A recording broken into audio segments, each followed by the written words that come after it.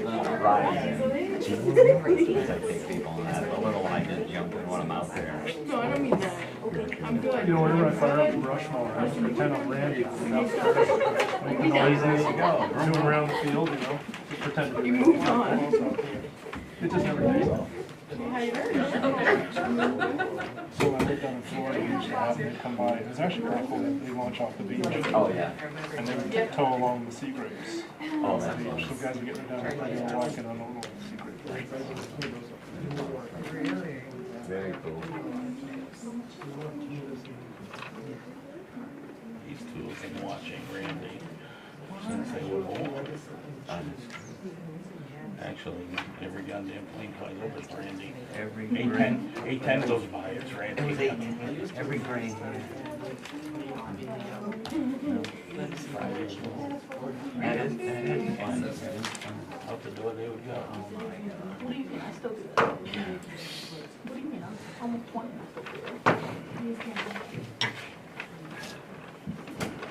Good evening, everybody. Welcome to a regular select board meeting this Wednesday, June 17th, 2026 at 6 p.m. We're here in the meeting room at the Bethel Town Office at 19 Main Street. We have a quorum this evening. We have a full board, and we're joined by Manager Sharon Jackson, Clerk Tracy Walker, and we have a number of department heads joining us as well. The first order of business is to elect a chair and a vice chair, and the town manager will take nominations. So I will take nominations for the new chair for the fiscal year 2027. I nominate Michelle Cole to be chair. A second? I thank you guys very much. I am very honored that you have put me up for nomination, but I must decline. And I would put my hat in the ring for vice chair, but I decline the nomination. Thank you very much. Very honored. Do I hear a nomination for another board member? I'll nominate Sarah Southern. I'll second. Hot potato. I don't feel ready for tonight, though. Sure, you're gonna nominate tonight? Oh, yeah. Are you up for it? Are you accepting on it? I just really didn't think about it. Actually, it's funny. Are there any other nominations? I would nominate Faye. I don't know. That's all right. If I had more time, I would do it, but I just.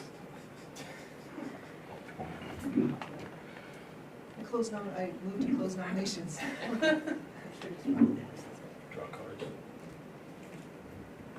All those in favor of... Who seconded it? I didn't hear. I'll second. Oh, Andy, sorry. All those in favor of nominating Sarah for the chair? Sorry, I guess I shouldn't say that. All right. I will take nominations for the vice chair. Nominate Michelle. I'll second.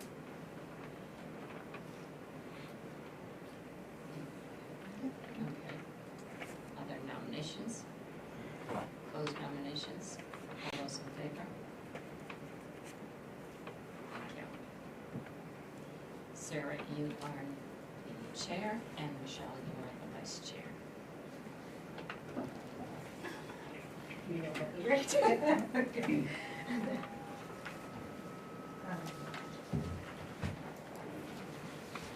I don't know if this is like the appropriate time, but I was going to ask if we, at this point, as we pick chair and vice chair, if we could commit to a couple of things about like preparing for the agenda, and like we talked earlier in the year about having Wednesdays our cutoff time, and then having a day where I would love it if it was chair and vice chair can meet with you, Sharon, to help prepare the budget, maybe on not budget agenda on the Thursday before the meeting, and then have it ready to be publicized on Friday. I think that's a discussion that we all need to sit down and talk about Okay. and not right now at the Okay. start of Yeah. the meeting. Yeah, okay. All right, so will you all join me in the pledge? I pledge allegiance to the flag of the United States of America and to the republic for which it stands, one nation, under God, indivisible, with liberty and justice for all.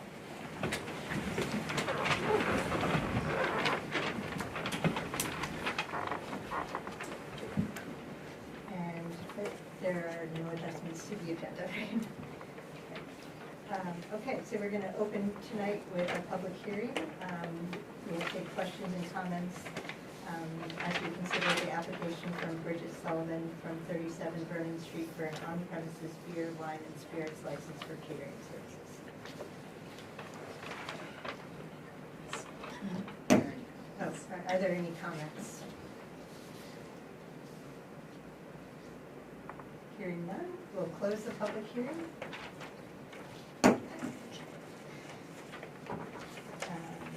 All right, and then we'll move on to public comment. If you would like to make a comment, could you please state your name and the town you are from for the record? Any public comment? It's me again. Hi, everyone. I just want to thank you all for supporting rescue at the town meeting. It was really important. I see on the agenda we're discussing the rescue chief position and job description. I'm hopeful that you will continue in supporting that. Just a reminder, we're now pushing the third year since this was voted in the first time. I understand some of you feel that this is a financial, the vote was just financial, but I would say there were no one, against the votes for those positions and for the funds. So I would appreciate your support in continuing pushing this forward. Thank you. Any other comments?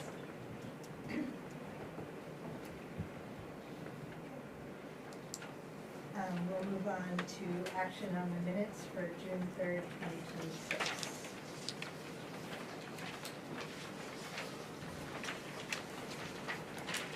Are there any content things that you want to bring up? I didn't have any. Nothing. I move approval of the June 3rd, 2026 regular select board meeting minutes as presented. Any discussion? I just, when it said board review, discuss the attached letter to Lindsay Gardner, will that letter be attached in our response to the attached? All right. So I make yeah. All those in favor?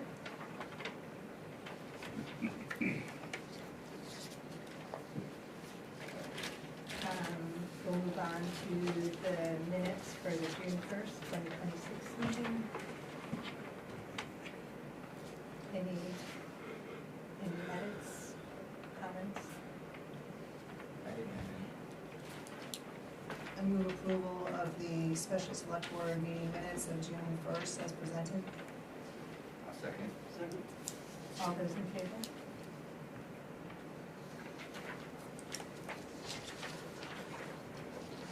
All right, Sharon, you want to get your town manager report? Meeting scheduled, the rec board meets the first Tuesday of the month at 6:30. ORC, the second and fourth Tuesday of the month at 5:30. Airport, second Wednesday of the month, 4 to 6 p.m. at the airport. Cross off the meeting in June, in June meeting. Conservation, the fourth Wednesday of the month at 4 p.m. Planning board, the second and fourth Wednesday of the month at 6 p.m. Select board, the first and third Wednesday of the month at 6 p.m. Your packet includes the payroll warrant number 70 dated 6/16, Oxford County shift briefings from 5/29 through 6/11. are in your packet. The town office will be closed Friday, June 19th for Juneteenth. Fire and rescue departments have voted on their fiscal year 27 officers. I will have that list for you to approve at the July 1st meeting. Also on the July 1st meeting, I'll have on the agenda to discuss the contract services for the comp plan. In your packets, I've given you copies of the draft contract that AvCog sent to us, and also copies of requests for proposals that they provided for us. And you can all discuss that at the next meeting on where you want to move forward from that. Monday, June 22nd, Greenwood will be hosting the Mahoosic area joint select board meetings that we have quarterly. That will be from 5 to 7 in Greenwood, and I provided you with the agenda they sent. Right now, Stephanie and I are in the process of reviewing the final full draft of the audit. The audit that's in the town report is the short audit that usually is printed in the audit, in the town report. This year we had to have a single audit, and that is for grant funds received over $250,000. And this year we met that. That's one of the reasons that the audit has taken as long as it has, is because this single audit that has to be done. We're hoping to have that finalized by the end of next week, so you would be able to get the copies. The auditor should be sending those, so you have them for the next meeting. Thank you. Thank you, Sharon. All right, then we will move on to business items.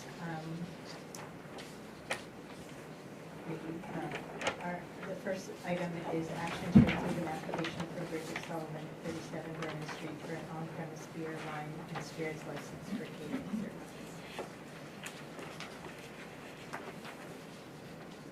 I move approval of the application from Bridget Sullivan, Copper Cup LLC, 37 Vernon Street, for an on-premise beer, wine, and spirits license for catering services. Second. Any comments? Just a question, is this a renewal or new?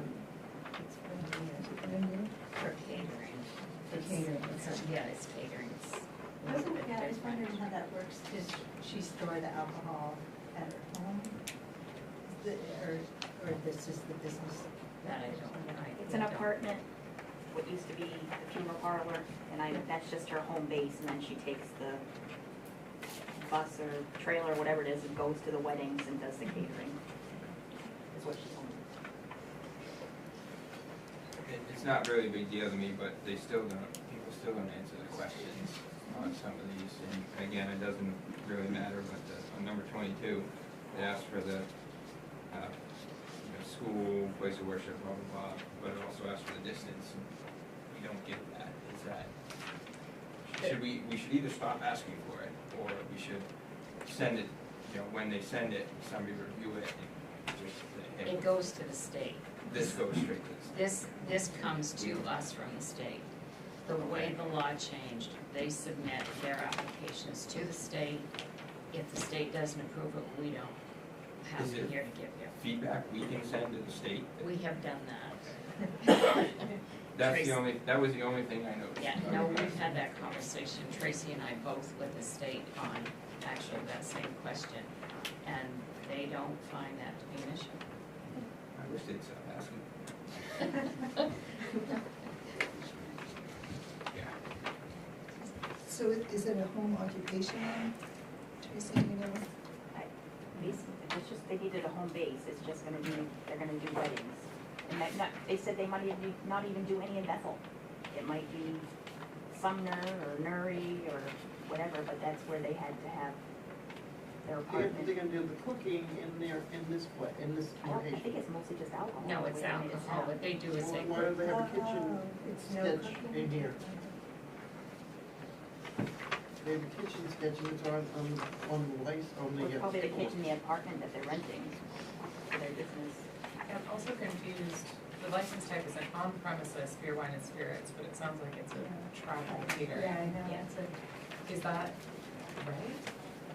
I thought they Is had this to the get right the license license? or at each location. Yeah, me too. For each When you event. go for catering, I thought you had to have a license in that town or in that location. Sharon, Yes, I can probably help. okay. She probably needs that license to store the alcohol on premise, because she is technically going to be a server, and she can have a special license from the liquor enforcement as a traveling, caterer. It's not attached to the location, it's attached to the business. But she most likely needs that because she's storing alcohol there for retail sale. Thank you. And the only question I would have is if is she doing more than just storing? And at what point does it go from perhaps a home occupation to a site plan? I mean, down here it says she's not doing any food. When she came in and originally got the permit, well, she asked about it, we said she had to go through the stage. She just said it was a mobile wine and beer Yep. trailer.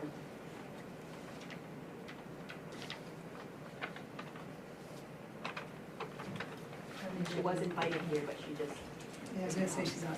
no, and I even Yeah. called her today to Yeah. remind her, so. Well, thank you for that. are you all ready to vote or? All those in favor?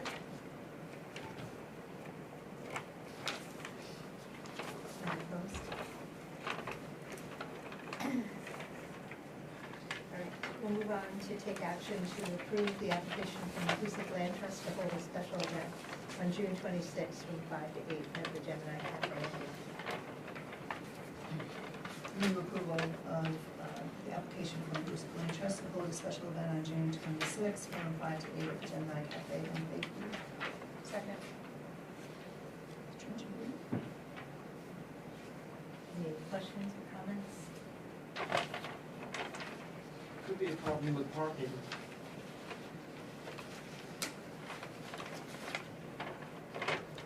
And see with the number of people they expect. It's like we top of the. It's gonna be just for parking.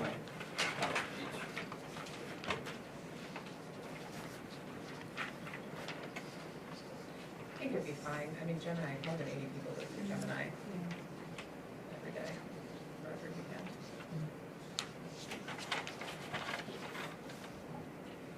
I just had a question on 11, how will you obtain alcohol for the event? And you said I would purchase beer and wine.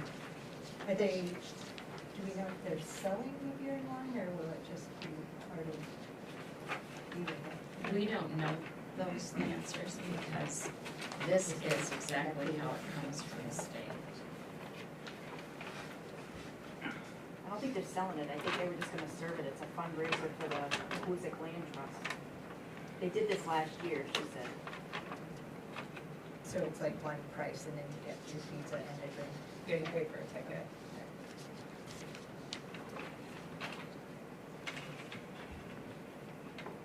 Are we ready to vote?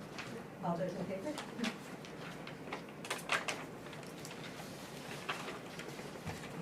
Should I just say, the five? Or Tracy, you see it, or do I need to say? I saw it. It's helpful, Did you say the vote five? really honest.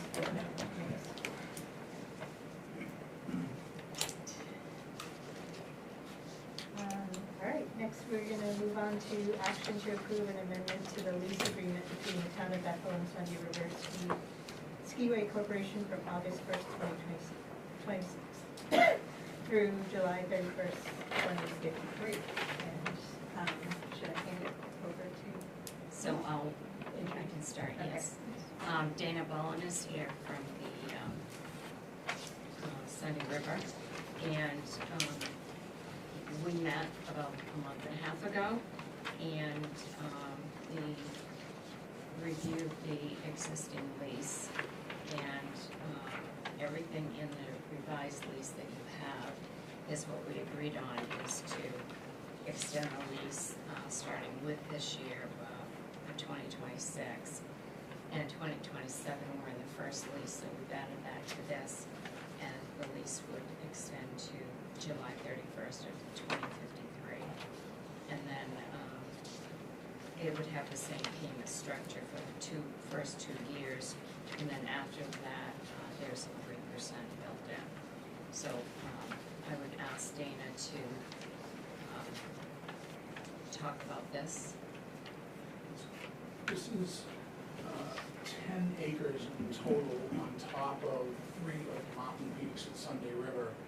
And interesting enough, I'll never forget the first time I heard it, it was how we measure this, and I'm sure you knew, Michelle, but they measure it by taking water and dumping it, and if it runs towards the Bethel Water District, then it's land that belongs to the Bethel Water District, but if it runs towards Sunday River. So you can imagine how easy it is defining the top of the mountain. So decades ago, they went through and made sure that we took a lease on these, so as you exit some of our chairs, you ski briefly onto the land before you come back into the resort.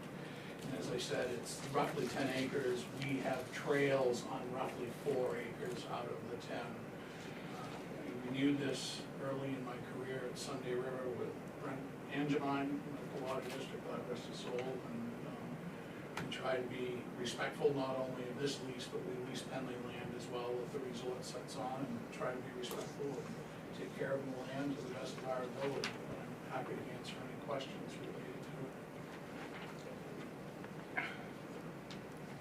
Thank you, Dana. Yeah, thank you. I think the only pieces I saw of note was this agreement, it changes the, gets up to date the leasing and the leaseor names. So it has it from the Bethel Water District, because that's the watershed that comes down to Bingham Forest area, people familiar with that. And then it also brings back Sunday River Skiway Corporation.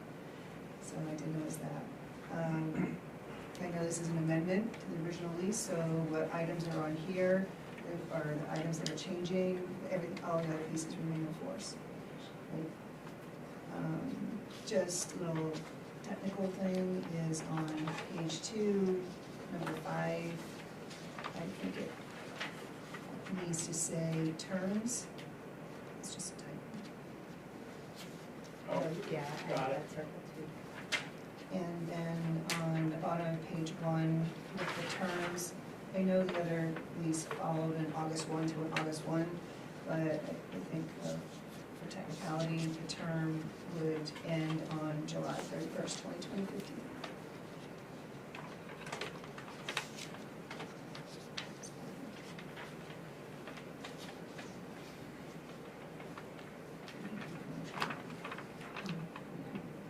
I move to approve the amendment to the lease agreement between the town of Bethel and Sunday River Skiway Corporation from August 1st, 2026 through July 31st, 2053. I'll second. And do you want with the amendments? Sure. I can make them anyway. I have one quick question before we go into vote. So looking at the old lease, it looks like it was a 5% per year increase, and in the new lease, it's a 3%. So it was when Brent and I worked that out, it was $500 a year, so it wasn't a flat. When we met with Sharon, we attempted to, we took the first year and jumped it almost 7%. But then from there, we raised it 3%, which is typical with our other leases.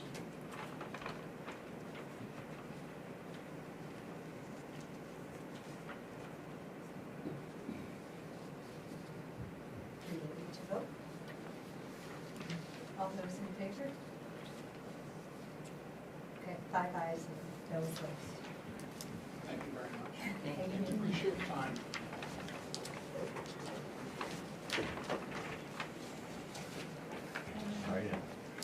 Okay, so now we're going to go on to discussion and action to approve the revised airport operations manual and to close the meeting. Is it Randy? So, Randy is here, and also Ed is here.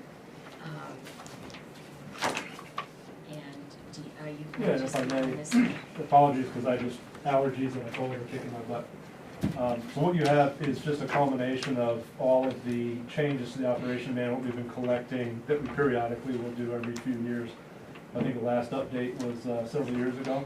So as we adjust policies that have already been put through and verify things like phone numbers, frequencies, things that don't apply anymore, this is just the kind of the culmination of that into the newest revision.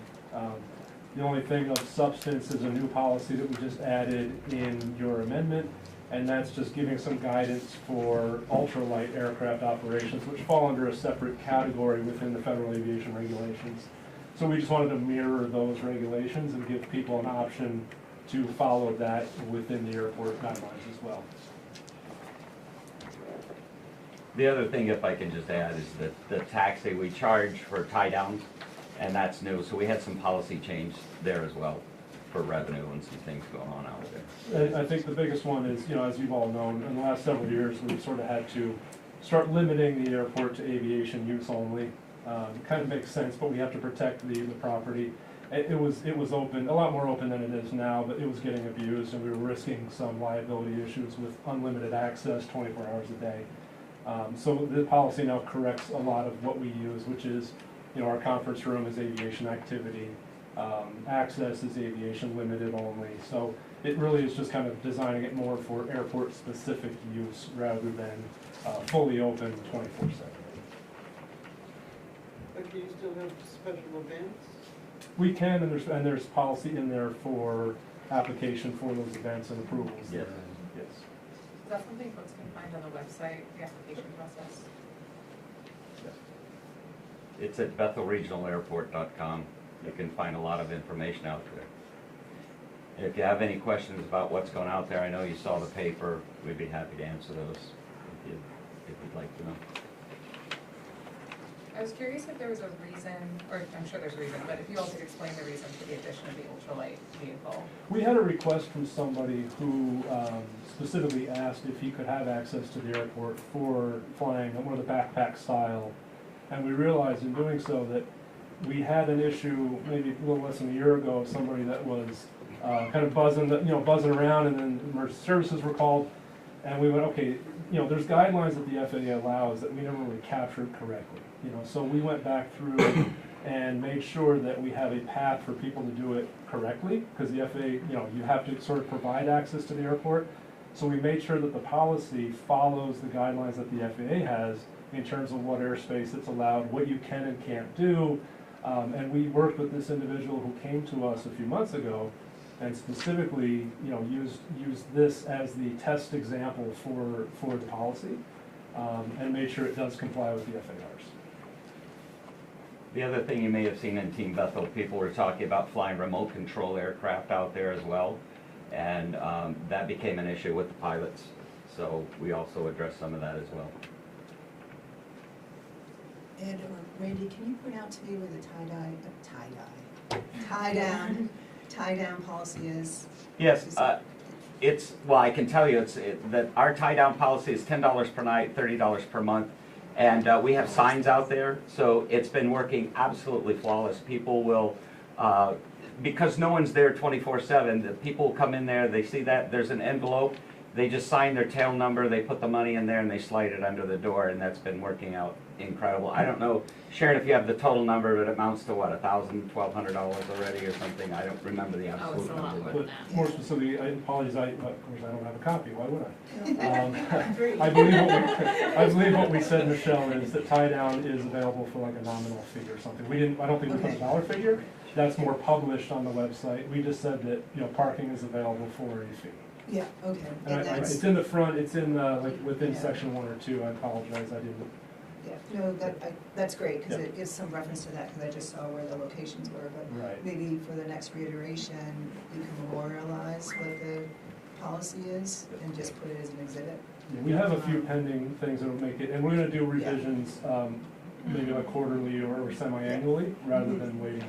Because I know that, when I say tie-down, the tie-down, it's new, Right. so if it just, put it in, memorialize it, put it in as an exhibit, that'd be great. And we tried to, as much as possible, I tried to refer more to like the website, which has the newest up to date. You can go to the town site, you can go to the airport site, rather than saying, here's what we're stuck for the next, until the next iteration. It says, go to the town site for the latest data. Is it the same as the apron parking? It is. That's what it is, yeah. Yeah, I will, just not to like gotcha or anything, but it does say $10 per night with a 30. Oh, did we put a dollar figure in? Yeah. See, I don't even know my own rates. It was a couple months ago. And we can adjust that as it changes. Yeah, Thank it's you. very clear. And then the only other piece, when you have the next reiteration, is maybe take the majority of the job descriptions out, and we can put it in our town format that we have for job descriptions, and then just put it at the end. In case there's any changes, you don't have to change any of this. And thank you for tightening up the event, special event piece, Mhm. so it's clear that it's for aviation related.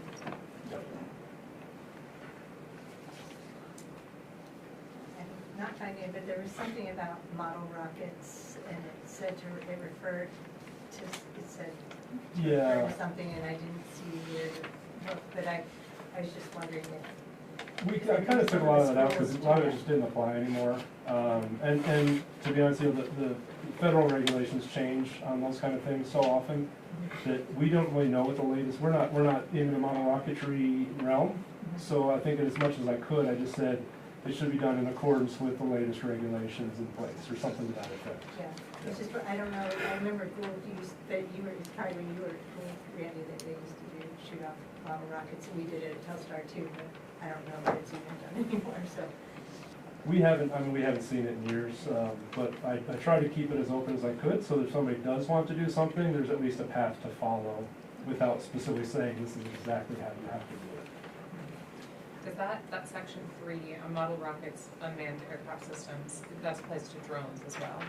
Yeah, we Right. had Just that in the in. airspace? Yep, we basically said that it's going to have to follow federal guidelines, also our ultimate authority as to whether it's allowed or not. Specifically in the airspace, yeah. Makes sense. This might be a stupid question. How do you all define the airspace? So the airspace is defined by the FAA in its letters, letter of designations.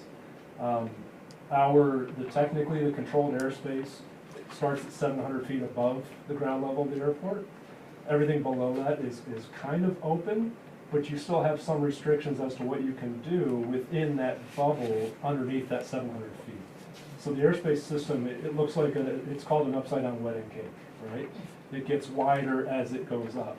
Once you get to a certain level of 18,000 feet, you are in 100% controlled. There is nothing called uncontrolled airspace. You have to be actively managed by air traffic control. Below that, the closer you get to airports, the more restrictive it gets in that tier. We are not in controlled, but over 700 feet, there's certain things that airplanes have to do to operate within them, even if they're not being actively controlled by air traffic control. So the point is that we have an instrument approach out there, and that's so if somebody's coming in on a cloudy day or something and they're in the clouds, that's what the 700 foot's all about, is that they can come in on a bad day and you don't want to pop up in the middle of that. So that's why there's that 700 foot later out there. But for things like the powered parachutes and things, what we've done in our policy is said that 700 foot envelope around the airport extends all the way to the ground. If you're within that, you have to do things a certain way.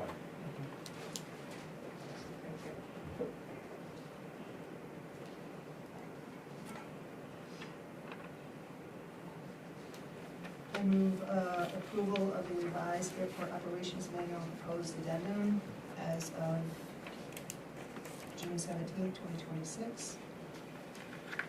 Second? All those in favor? So 5 ayes and no nays.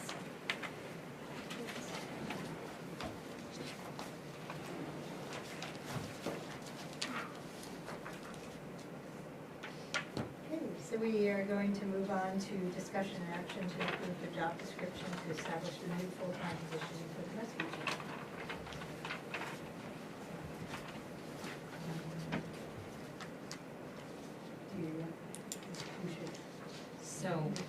In your packet, there is a copy of the job description for the, to hire a rescue chief. Dave is here to talk about that job description.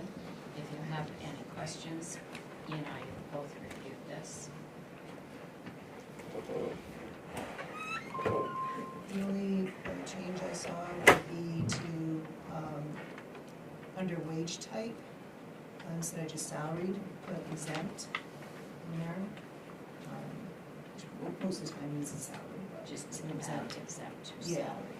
Yeah, I tried to go through, and then when it's all done, if it could be put into the format of the job description template that we have for the town. I'll type that right into the Yeah, format, put yes. that in there, yeah, it shouldn't hold up anything. And then the only other piece, maybe, because I know your title with Bethel Ambulance Service is rescue chief, but with the town is director, so maybe we can, director of the ambulance department. So the reason that change was made was in accordance with the ICS command system. So that's the reason that we refer to that position as chief, so that we're in compliance with the incident command system.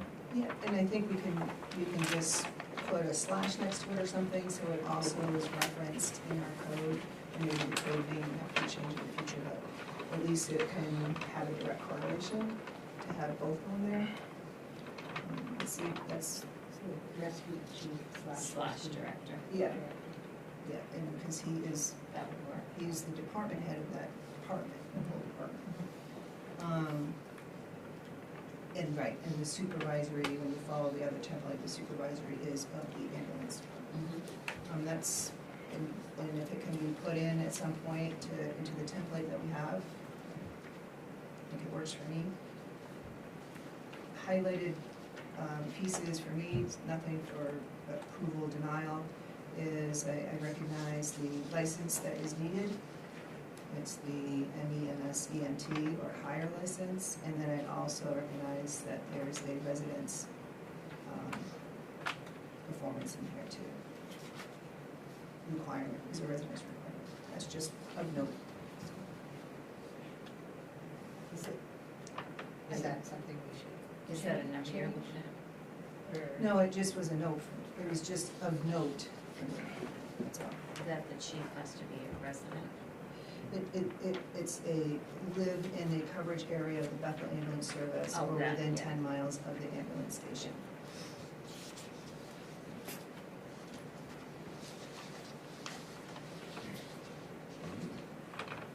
I don't mind that, but I will say, what was the 10 miles? Because our coverage area is a lot bigger. It says 10 miles or, so that So it, either, okay. right, Okay, I got you. So that would, like, Greenwood, for instance, is not our coverage area, but.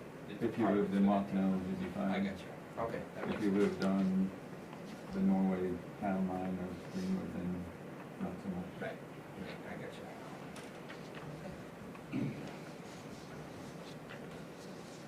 You ready? Move approval of the job description to establish the new full-time position of the rescue chief, which is the little modifications of exempt and the title, as of June 17, 2026. I'll second. all those in favor? All those in favor? 5 ayes and no nays. Thank you for. Thank you for the Thank speedy you. process from our last discussion 3 meetings ago, so we appreciate Yeah, it. thanks for all a huge time and figuring it out. All right, so we're gonna move on to discuss town meeting vote regarding enhanced coverage for patrol service and impact on other municipal services. So I was the one that asked to have this on the agenda, and I asked if we could invite the fire chief, the rescue chief, and the public works director, if they could take some time and share with us the impact of the results of the vote and on our services or on their services, and what effect it might have on us. We are a little bit from Chief Chaudhry from the Budget Committee, but I think you would probably need to say the same thing. yes, exactly, I was just gonna say, if you don't mind repeating. It is gonna add more workload for fire and rescue. As I said earlier, you know, something as simple as a car deer accident at 2 AM, the deputy can respond and make a determination if anyone else needs to respond or not. Sometimes they call everybody anyway, sometimes they don't, it all depends on how it's dispatched, but, if we respond to a very simple accident because we are called, now we're gonna sit there and wait for a deputy to respond before we can leave. And if a wrecker is needed, we can't call the wrecker service, the deputies do, so the cars in the middle of the road, we still have to stand there to help them direct traffic until the wrecker comes. So essentially add at least another hour on every call to get to the middle of the night. Fire alarms, burglar alarms, mouse running across the kitchen counter, whatever sets it off. You know, a lot of times the deputy will get there and they can give us a heads up, you know, what is going on, if anything. I mean, it's handy to know if there are flames coming out of the roof or if there's nothing going on, but this guy's a little more motivated to get out of bed and respond if they know it's actually something real, versus right now, if they get an alarm, the deputy's usually there fairly quickly, and he can assess the situation, not all the time, but sometimes they do, but now we're gonna, if you can, when in doubt, call the fire department, so we're gonna get called for everything. As well as probably rescue too, which you're not gonna know until you get there. You know, if it's just a smoke detector with a dead battery in the middle of the night, we're not necessarily gonna roll the whole cavalry, but if we have no idea what's going on, we gotta roll the cavalry just in case. So we're gonna lose that little bit of heads up for a couple of simple, some of the other departments. Thank you. Speak to Anybody else want to? You'll start, Go for it. I think this time of year, with us, there isn't a lot, other than, say, a storm moves through and there's down trees. They're getting called too, but the deputies are out there, and we find out when we need to go for a tree call or something. Sometimes they handle it and we don't even have to roll out. Wintertime operations, there's always parked cars, there's always, at times we've been in fender benders with somebody.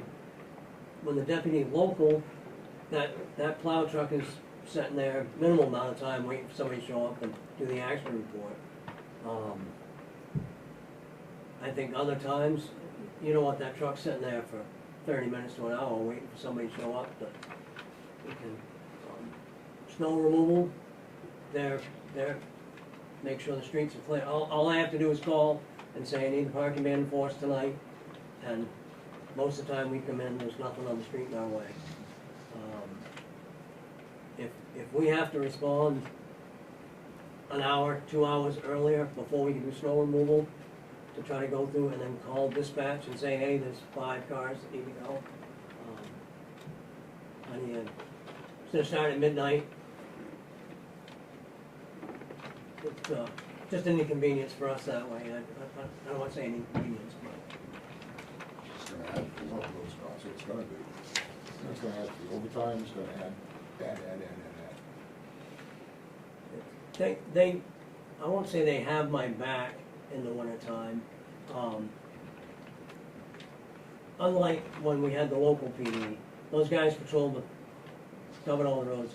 And if a freak storm came through or some, and I slept through it, they let me know.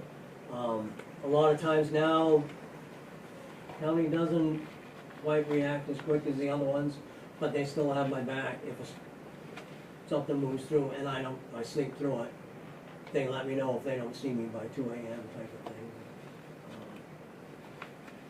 How that'll happen in the future, I'm not exactly sure, but.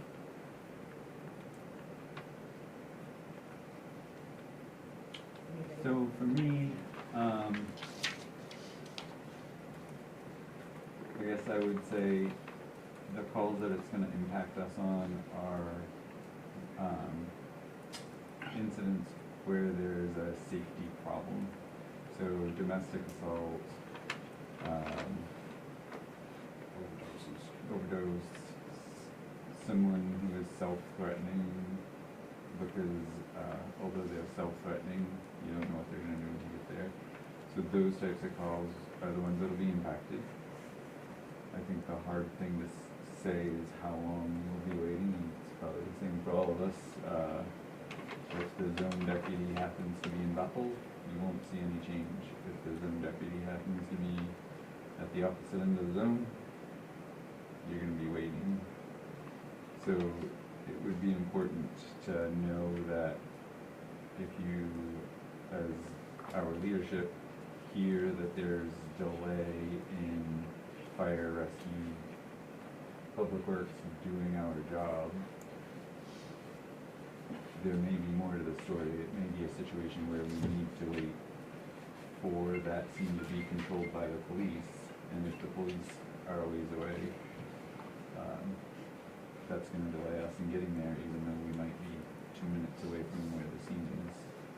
We have to, I don't wanna speak for you guys, but in the ambulance service, we are trained that your safety is first, because you can't help somebody if you're laying next to them also bleeding. So that's the impact. It's not going to be every single call that we go on. It will be the calls where there's a scene safety issue. To elaborate on Scott, saying how they have our backs, we have theirs also. In Dave's point to the safety, time flies. A year or two ago, we were in a vehicle accident trying to extricate an intoxicated subject. It involved the firefighter having to get in the rolled over vehicle with this subject. Guy was very irritated, and the next thing I know, I hear my guy yelling, "He's stabbing me." And the guy was repeatedly stabbing him in the leg, but fortunately, because of his range of motion was impaired, he was only hitting his boot. But it ruined a $1,000 pair of pants. But long story short, you never know what you're gonna run into out there on the street. So the deputy had to step in. In the meantime, the drunk friends and family decide to tackle the deputy, so now we are in turn wrestling in the ditch, helping the deputies out. So this stuff goes on, it's not Mayberry. So everybody is looking out for everybody. So, I'm gonna interject on some misinformation that you guys have also done. Yep, I've had the Bethel Patrol come to Gilead to handle a car accident as fire chief out there. I wanna tell you something right now. You're probably losing the deputy for about 20 minutes, because as soon as the other deputy comes, because he doesn't wanna do an accident report, they're headed back this way. So, you know, that fallacy is BS. Which fallacy? The fallacy that, you know, you're losing the patrol guy for hours on end to handle the other townships. As soon as the other deputy that's covering my zone, because I'm not part of this, we're part of zone 1, not zone 3, for some stupid reason, but. Somebody else comes in. Somebody else, Yeah. as soon as they get there, They're they're. part of zone 3. Gilead's zone 3. Okay, Yeah. That's, well, I still zone 1. Well, unless they changed it, to my knowledge they haven't. yeah, But- that's the beauty, that's what's supposed to happen if they get called, and Right, and otherwise the they're thing supposed to is, come in. and Yeah. they're not hanging out in the other townships, you know. Yeah, Bethel's paying that big portion, but at the end of the day, it's no different than, you know, Mike coming up Bethel Fire, because I need mutual aid, because I got a structure fire, I got, you know, a 40-acre wood fire going. It's the same thing. It's the same thing. We've got to help each other out. I just Across wanna, the board. like, clarify a little bit. Like, I haven't told anybody, including my wife, how I voted the other night. I did vote in favor of keeping the sheriff's patrol, mostly because of rescue. Like, as several people sitting here, my house is secure. I don't wanna disagree with Randy. I think there are definitely instances like he's talking about But if we're gonna paint the picture, we should paint the whole picture. I'm not saying we shouldn't have the police, not saying that at all. But there are also times that I have been on scene and it has been extended amount of time. If the county had a deputy to send to Gilead, they would be sending that deputy to Gilead unless it's an extreme circumstance. But if there's a car off the road, they would be waiting for that zone deputy to go. If the Bethel deputy is getting called, it's because there's not somebody coming. They're not always backfilling, I guess is my point. And I would even go so far as to say several years ago when we were covered by the county, I was on duty for rescue on a Christmas Eve, and we got called out to a call that needed a law enforcement response. It was after midnight on Christmas Eve. We were under contract with the county, and I was told that the deputies had all gone in for the evening. So I requested that the state police be started.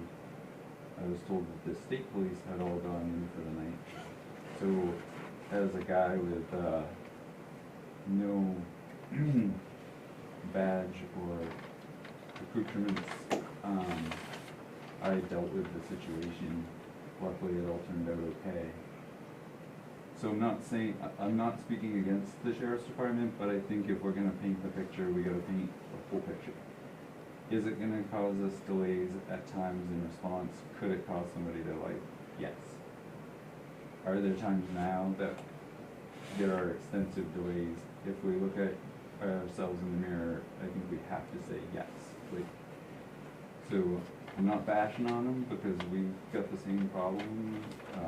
If Mike set a structure fire in Sumner because it's a big fire and he has to go, there's going to be a delay if there's a call in Bethel for a fireman. Same thing with us. If we've transported a patient to Central Maine and now there's a call in Bethel, there's going to be a delay. So I'm not speaking against them, I'm just saying we need to paint the full picture. You can't straight face say that you're never without a deputy for more than 20 minutes. Like that's not the truth. Right, there's always gonna be situations, There's always going to be a but- situation. I think I just want to make sure we frame this Yeah. like. Yeah, I mean, there's always gonna be a story, but you know, it's always been in my impression, 'cause it's over 30 years, right? Or more, we've had a local, police presence, and that's how we've operated, and without having it, what is the impact? You know, I'm hearing some impact with Public Works, hearing some impact with you, yes, it's not a perfect system, none of them have been, but I appreciate you sharing, and Darren, please. And Dave's right, it's gonna be painted open. You know, yeah, the deputies go there, the deputies leave town, we're paying it all. From a taxpayer, I don't care, as a taxpayer. I don't care if that deputy goes to Mount Abram to help a person. I can't believe that is part of the argument here. But with that being said, I will tell you right now that you're gonna find response time to Bethel from the zone deputy, if he's already, or she's already gone in, upwards of an hour. An hour. I see it at the mountain. I can tell you from firsthand. We've had hour responses. Go ahead, she's got a. I'm not sure where. Yeah, Exactly where we're this- going with this. Yeah, I was the one that introduced this as an item, and I specifically had invited the fire chief and the rescue chief and the public works superintendent, public works director. We also have the SAD 44 superintendent's thoughts in writing and the value that it brings to the school. I know people have been having all sides to them. We also received this evening a school board member, Mark Hutchins, had urged us to try to look at this in support of having the local police force. I'd like to, Yeah. I've heard from some people, I think we should. I have no special interest, unlike a few other people who have spoken, the Gilead Fire Chief. the director for public safety at Sunday River, right, have an interest in the sheriff's office being here. I'm a citizen of Bethel, and I'll avoid feelings and tell you a couple of facts. So the first meeting that we had, following the vote at Bethel Rescue, Chief Hanscom identified this as an issue and said, what are we gonna do about it? He's already organized a training for all of our staff members to understand what scene safety looks like and what our options are. So that's a fact. Another fact is you can pull data from patient care reports, historical patient care reports. If we have a response delay, it has to be reported with a reason. So you can look at that data, it's available. Obviously it needs to be de-identified, right, but it's available. And you don't have to ask the sheriff's office for it. You can go request that from Manny and us, and we're responsive. And the other thing was, Chief Jodry had mentioned perhaps getting dispatched to different types of calls because there isn't a deputy available, which wouldn't be the case. Because at dispatch, we use emergency medical and emergency fire dispatch to triage every call that comes in. And based on the determining code from that, it's a logic-based determinant. Based on that code, the dispatch dispatches a preset response, which is identified locally. Right? So if there is a problem with the wrong units being dispatched or the wrong resource being dispatched, there's a way to address that. But fire department would never be dispatched to a burglary alarm, right? Unless there was a reason to do so or they were being requested by the sheriff's office. And I'm not saying that they wouldn't. The sheriff's office may absolutely say, can you start fire? And dispatch will start fire.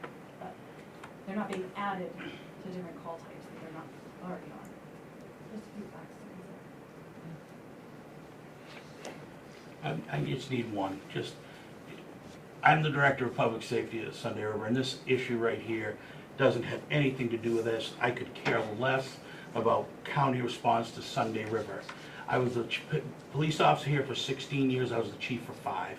My caring is for the citizens of this town, and to say that my job took precedence to that is a little insulting. I'm just saying that you Well, have a special interest. And I'm answering that this is not my interest. My interest is for the town. That's all I have, thank you. So, again, I appreciate the comments, I didn't know if it was my impression was the right impression of how it affects all services, or not, so I thank you for, my impression is correct, there's impact there. There's impact at the school, and we talked about it a little bit at the budget committee, and everyone wants to respect the vote that happened. All those comments are valid. For me, it's mostly with the price of it. But I don't wanna cut my nose or cut our nose in spite of our face. So that's why I brought it here. There's been some ideas about perhaps organizing to find alternatives for public safety. There's been those pieces mentioned. But for me, and I'm gonna put it out there, I understand the last shift to be 130. Done. Hearing from you all, hearing all sides of it, that people do appreciate the service, it's the pricing that they're not happy with. We can debate that all night and try to come up with ways to improve that. But for me, it's such a big change that what I'm looking at is proposing, and I may not have the support of this board, so it may not go anywhere. But for me as a select person, I don't feel I'm fulfilling my responsibility if I don't say, at least, it's kind of a compromise, that we appropriate for 6 months from July 1st to December 31st with the county, and during that time, try to explore other options, availabilities, and then also put it to a referendum vote to the town in November. Because it's such a big impact, and it's been going on for so long, a big change, to have the opportunity, and they do have the opportunity at a town meeting to show up, agreed, but we might get more input at a referendum in November. So Can I speak? Yeah. So I just want to talk to the chiefs, two of whom I work for. But I certainly appreciate what they said, and what they said is not inaccurate. It is going to happen sometimes. I tried to make that very clear when I spoke at the town meeting. It really hurts me to have to go against this, because I am a law enforcement officer. I spent my entire adult life doing that. Since 16 years old, been involved in emergency services. I have an understanding, and they're not wrong with it. Just to kind of go forward with Michelle, one of the price does bother me, but it's a combination of the price, the lack of responsiveness that we've got, and what I see as a lack of service. And Scott kind of mentioned it a little bit as far as, you know, when you lost something when you went from Bethel to county, and then we continue to lose something every year for service, and they are not responsive to us when we call them out on that. And if we continue to do the same thing, which is, and Michelle, I appreciate what you're trying to do with it. I just feel like we've been trying to do that since I was on the board last time. And you know, they continue to offer less service for more money. And I'll just give you some examples of some, what I would say, community-oriented things. One is, when I was a deputy, we actually drove around and delivered these packets. That was a service. It was in the contract. So not only would we pay a lot less money, but we were responsible for driving around and delivering the selectmen's packets. That was something I think Bethel PD did. So that's a service, not a big deal, but it's been axed. It was axed a long time ago. Okay. You know, it sounds like they're maybe not as responsive to Scott's needs as they used to be. Still somewhat responsive, probably more responsive than they will be. But in my opinion, they should still be responsive to what your needs are. If not, then that's an issue with them and how they're being run. And there are issues with how they're being run. I've been vocal about that. But even other little things. They used to guarantee a certain number of deputies on W.H.A.T Day when we had that celebration. Last year, they had one who was in town but didn't want to be in the parade because he was too concerned about all the other stuff that was going on around us, and that he might have to respond to that. So we couldn't even get a deputy, who we pay for, to be in our W.H.A.T Day parade last year. And those are just examples of things that I see as a lesser service. And we are not being, and the issue to me isn't that they're not necessarily done, it's that we have no control over them. They're not, again, responsive to what we're asking for. You know, we didn't ask, I don't think, nobody made a big deal about the selectmen's packets. But the other stuff is stuff that we want, I think, should want and expect from that. And, you know, we're not getting it. And I don't see a way forward if we continue to pay them exactly what they're asking. The only thing that we have is the money. And if we continue to pay them, we won't even have that. So like I said, I would support a temporary thing at a lesser rate, because I think that would be maybe a good faith show on their part, that that they value us and that they are willing to work with us to some extent. And I think it's a good faith show on our part that we would commit to trying to come up with a long-term resolution. But I would not support bringing back the exact same vote that we just voted on, that, as Levi Brown mentioned when we were sitting in the select board meeting, that was essentially a 2-to-1 vote. And yes, not everybody shows up at town meeting, but it was a 2-to-1 vote. And last year, and I said this at the budget committee last year, so I apologize for those of you that already heard this, I was on the losing end of this vote, because I voted no against it both times, and we lost by, it was 1 or 2 or 3 or something like that votes. And it is what it is. So that's where I stand on it. The only way I would get on board with something like what you're proposing, Michelle, is if we had a different number, a lesser number, and we wanted to agree to that to keep services going in the long term. And as far as the I'll say it again just because it's a different public forum. School resource officer is the answer for SAT 44, regardless of whether the town of Bethel has a contract deputy or not. To me, I think every school system in the state of Maine should have a school resource officer, and that should be funded through SAT 44. There's already formulas in place for dividing the funding out throughout all the towns that it would benefit. So to me, that's really not a factor in deciding whether we have a local deputy or not, because that should be, in my opinion, it should be something separate through the school district. So that's what I. No, I hear your comments. You know, when there are opportunities to pay the bill on the warrants, and not put in the full amount on the payment, nobody seemed to be with me to use that as leverage on the monthly payment. But I can see that, I can see how you want to do it all or nothing. I get that. And yeah, you know, all these things are great to get the school resource officer and everything. For me, I'm just looking for a period of time not to have a gap. So we can make sure that we have services that are not perfect, but they are there on it. Just to explain the vote that you mentioned, that's true. I, in a sense, changed my vote. The reason I changed my vote is because of the way the town voted at the last town meeting. The town voted to spend the money.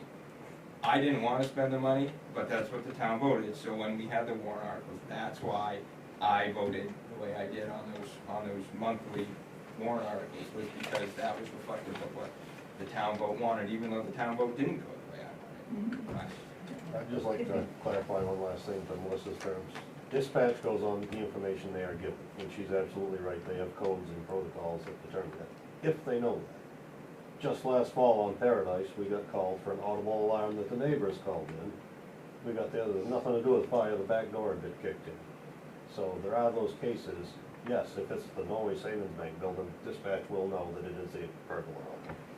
But if neighbors or some of these cheap internet alarm systems may not determine what they are.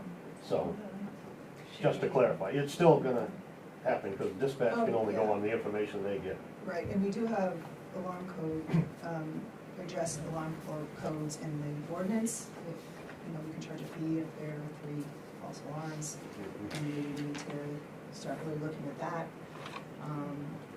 Again, since we don't have the service right available. Something that I would love to explore, and I'm not sure the best way to go about this, so Sharon, maybe your advice on this, but I'd love to put together like a community safety exploratory committee that works for 6 months, a year, to really understand what are the community safety needs and concerns, what are we experiencing for delays in responses, what maybe additional costs are we seeing from these departments from not having this coverage? Are there ways that we want to explore the resource officer in the schools? Something that can help us really understand what the community safety concerns are and what the resources are that can go to meet those concerns. Because right now we're really addressing this like a silver bullet. Like the county police department isn't a silver bullet. It's so clear from this meeting that there are so many interconnected departments and safety needs. And personally, I think that we would make a more informed decision about this and be able to have our town make a more informed decision if we had some conversations, some research, some discussion that didn't feel like we were on a timeline. And I think this is an opportunity to do that. And that's why I was looking for a bridge, because we're really getting the conversations happening now. And I'd like to see them continue, but in the meantime, still be able to provide some sort of service. I don't see how we're gonna get a resolution before June 30th. We can't. We're not can't- going to, Exactly. that's why I'm gonna make a motion. I'll make a motion, see if there's a second. That I move that we put on the warrant for the special town meeting appropriation article for 6 months of the patrol services with Oxford County, which is a number of 342,977, spot 71, rounded up, 342,978, for the 6 months. Meanwhile, develop, a committee to look at this stuff. And then also put it on as a referendum in November, to get a read, at that time, what the community wants, if they want this or not. So the number you just said was half the amount that was on the warrant? It is the first 6 months, remember they gave us a lesser number? I think that's correct, right, the 171? 171. It's the 171 through December, yes. And here, that, they have that here as 342,977, spot 71. There are parts of that, I'm not seconding, but there are parts of that that I do like. I think that continuing to pay the contract that we have does not put us in a good position. I think it just kicks the can down the road. Still won't have resolution on the contract itself. We're still in the same position. Say that again, Pat. We don't have any answers or any resolution on the contract that they're trying to propose us with now. We have a current contract. But they said And that it's they signed. agree with that. And while they're sending it out for legal, I think we can only do what we know, and we know our contract to be real. But we brought our issues to them about the contract, and they refused to change anything. And they refused to change any amount of dollar amount, so I don't know how it's gonna go forward with it, with only 6 months payment. Again, as I mentioned earlier, the county's on a different fiscal year, they're on a calendar year, so they're already programmed in, they would already be programmed in for a 6-month period from us. In theory, they should be programmed in for the 168. Yeah, that's, I was gonna say, if it could be That's what they should. 168. And to move it along, it would be, of course, whatever we appropriate, doesn't mean we need to appropriate all of it. I mean, it doesn't mean we have to expend all of it. If we're able to do it at the 168, God knows, I've been sitting there, I was in front of the commissioners, right? We know what these financial pieces are.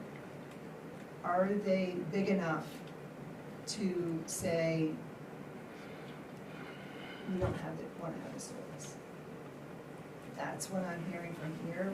For me, again, I don't think I'm fulfilling my responsibility as a select person if I don't at least put this motion on the table to have some sort of bridge gap, to see if we can develop something else, or depending on what the referendum says, go in a different direction, or go in this continued direction. Well, we have a vote, right? I mean, we have a decision. So I don't know if we can just have a conversation with them about other options that we could do, but not what we're doing now, like other options, but I just feel like we have the vote, and I understand, like, feeling, if something happens, I'm gonna feel very responsible as a select person, but it was the people, and so I feel like I just have to go with that, but I would be willing to come up with, like, start to work towards something else, whether, I really like the idea of regional planning, and it just may be a time when we don't have the coverage, and we come up with another plan that we go to them with. So there's a motion on the floor. Okay, so your motion Is to appropriate at this upcoming special town meeting, $342,978 to engage with the patrol services for Oxford County from July 1st to December 31st. And work on whatever initiate whatever alternatives or groups to work on alternatives during that time. And then also to put this to referendum in November, What to referendum, to have the patrol services or not. to re-vote on it? Is that what you're saying? Or to have it or not, I'd have to find out. That's For what you're those or saying, not, is to what we re-vote did, on it. what we did at the town meeting is for the appropriation. Okay, so is there, so there's a motion, is there a second?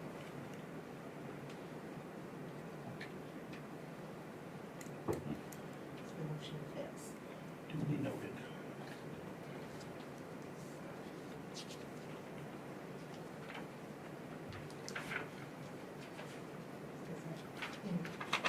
Yes, you can.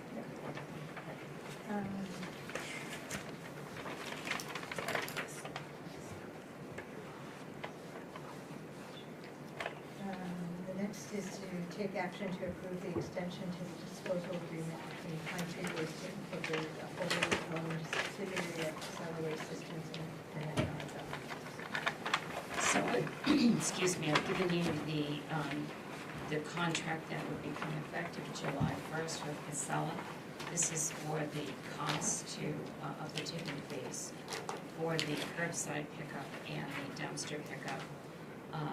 The cost will go up, the change in this contract, it goes up from $120 a ton to $133 a ton. And the other change is in the previous agreement, if they received an increase during the course of that year, they could not pass that on to us, but they've added that in this contract. So that's the only change to this. So this agreement would be effective July 1, 2026 until June 30, 2027. Any questions? Make a motion to approve the extension to the disposal agreement between Pine Tree Waste Inc., a wholly owned subsidiary of Casella Waste Systems Inc., and the town of Bethel, and that extension is from July 1st, 2026 until June 30th, 2027, at a rate of $133 per ton for the MSW curbside and dumpsters. Second. Any more discussion? If all those in favor? Thank you.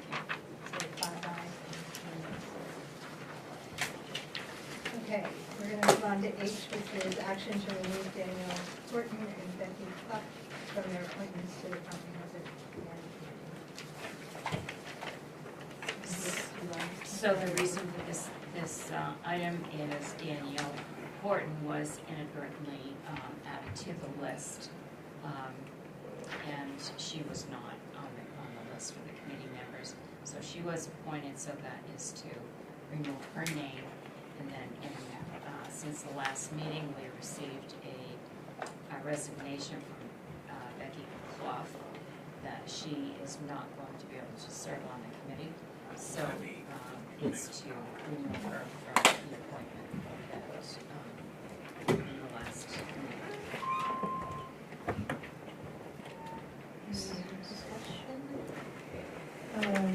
So I make a motion to remove Danielle Horton and Becky Clough from the original appointment list to the comprehensive plan committee. That would leave the following names, I believe 10 of them. Ally Maston Williamson, Beth Weisberger, Clarissa Finks, Connie St. Pierre, Dave Bean, Dave Willis, Gabe Perkins, John Walker, Mark Hutchins, and Susan Radway. Is that correct? Yes, that's right. Second. Any more discussion? Is that number okay with us, like 10 is okay?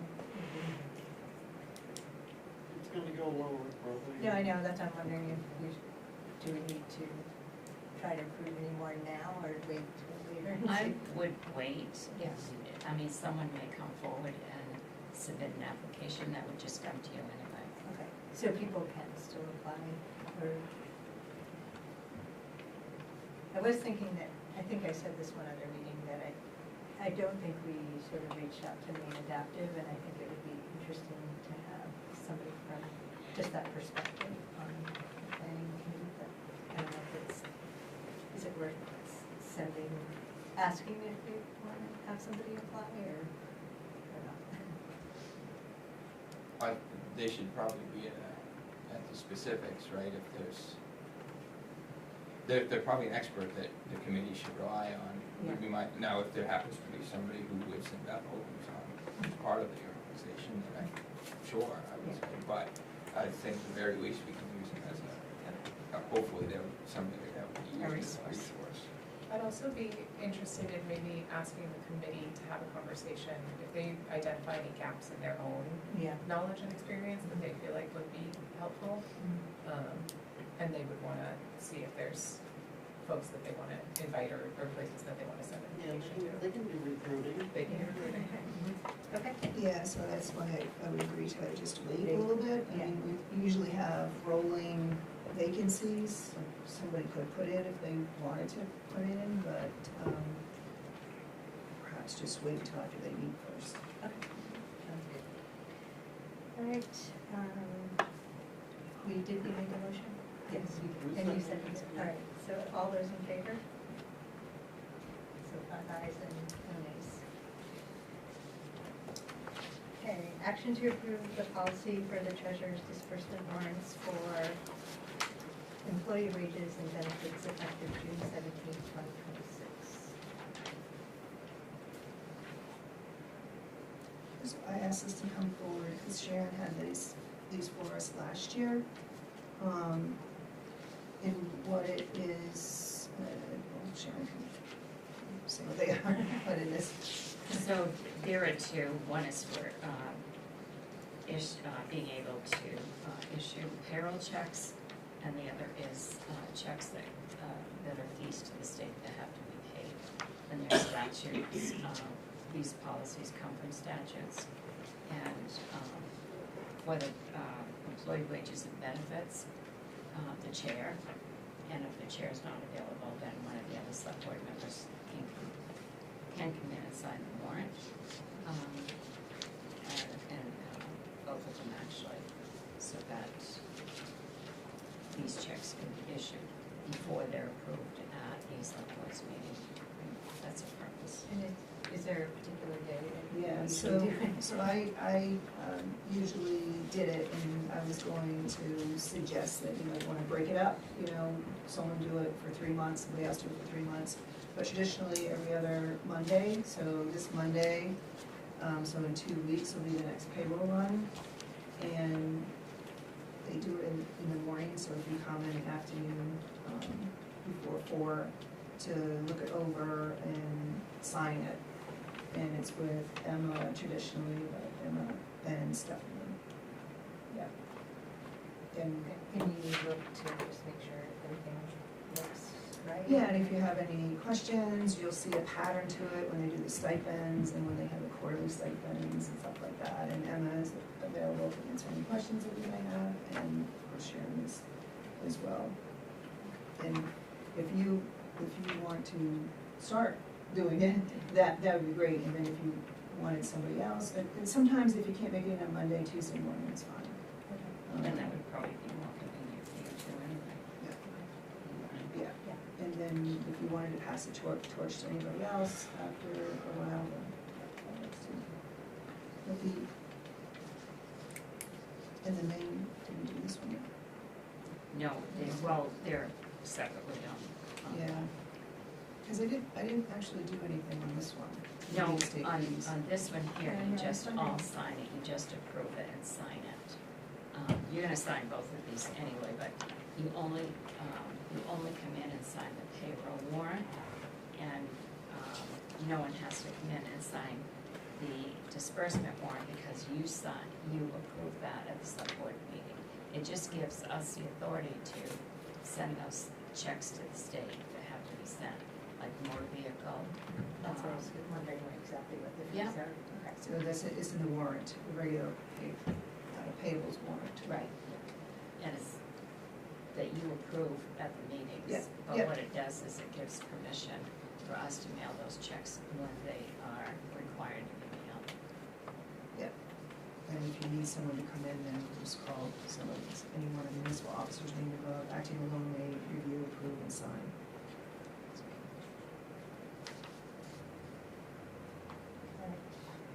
we have a motion? I move to approve the policy for the treasurer's disbursement warrants for employee wages and benefits effective June 17th, 2026. Second. All those in favor? 5 ayes and 1 nays.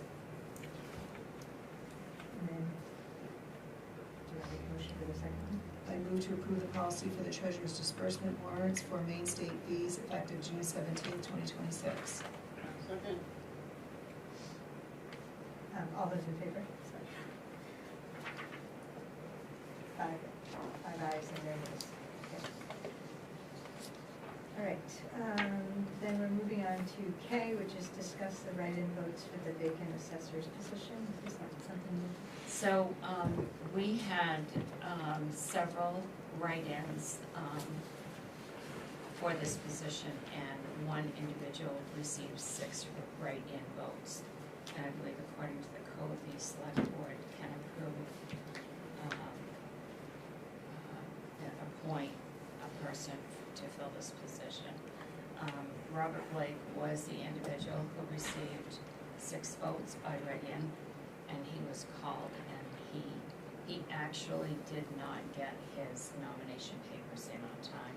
It was his seat that was up this year, and he came in before anyway and said that if he was written in, that he would like to remain on the committee, and when he was called by the clerk, he did confirm that he would take the position.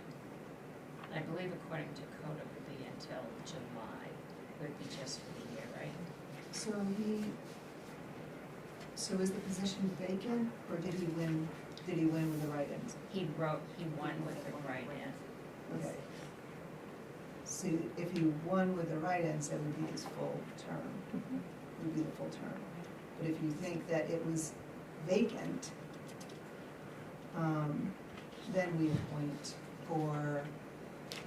until the next regular election. No, it wasn't vacant because his position was the position that was coming up. So he would have had to have taken out nomination papers. Right, so, but if he won by write-in, did you declare that he won by write-in? Is it the same as school board? Because when, we have to win by a certain number of votes for it to count. Yeah, school board's a little bit No, different. okay. There is by way of, and I didn't have time to like really look at the law. School board is a little different, I think. For write-ins. They have a number, Yeah. but they actually have a specific Yeah, number. yeah, it was a like specific number. 25 or Yeah. something like that. So, and I don't know if this is the applicable law, but there was one act regarding write-in candidates in municipal and city elections. Write-in votes, a ballot clerk shall count and tabulate the votes cast for a write-in candidate only if the printed ballot does not include a properly nominated candidate, or the number of write-in votes exceeds the number of votes for a candidate printed on the ballot. They have further, it says in any city election, a voter may write in the name or municipality of residence of any person for whom the voter desires to vote in the blank space provided at the end of the list of candidates for office. A sticker may not be used to vote for a write-in candidate in any city election other than the primary election. A ballot clerk shall count and tabulate the votes cast for a write-in candidate only if the printed ballot does not include a properly nominated candidate or the number of write-in votes exceeds the number of votes for a candidate printed on the ballot. So I don't know if this is the applicable law or not. I just don't know. So I thought there was only one open seat for assessor. There was two. There was 2, so there was 2 open seats and 1 person running. And so the issue is that the second seat. His seat was one, Is he the other. independent? Was he? Yes. Yeah. He and Michelle both Yeah. were, Okay. their terms were up. ended. He didn't realize he had to, take up nomination papers. Okay. So that's why he came in and made his intention known. And he got 6 votes? Yes. So if there was no declared winner, then it does, what's that? There wasn't. There wasn't. He wasn't declared a winner. Okay, but if he was declared a winner, it would be a 3-year term. If you declared, according to whatever law is out there, then it would be a three-year term. If it was not, and there's still a vacancy, then we would go through the appointment process. We would ask them to fill out an application. It would come to us, and then in our code, it does say how to fill the vacancy, and that is, that the vacancy would be filled by appointment of the select board until the next regular election of the municipal office. He was fine, he said he would even take the term until it could be the next election. He just didn't know it had to be in when it had to be in, he was for. It all makes sense, it's just it's whether you declared him a winner or not, that's pretty much it. Pretty much it, and I don't know what laws you do. Can she still do that, or is Why it too would you late? not have been declared a winner if you got the second most votes? Because it was all the different write-ins and stuff, and he should have been. It sounds like he should have been declared a winner. Yeah, you have Because he most got votes. the second most votes. So, Yeah. yeah, so pretty straightforward. But can we Can that do still that happen? now? Now? Can we Can you fix still that? declare a winner? Yeah, and I don't know what law you have to go against, or,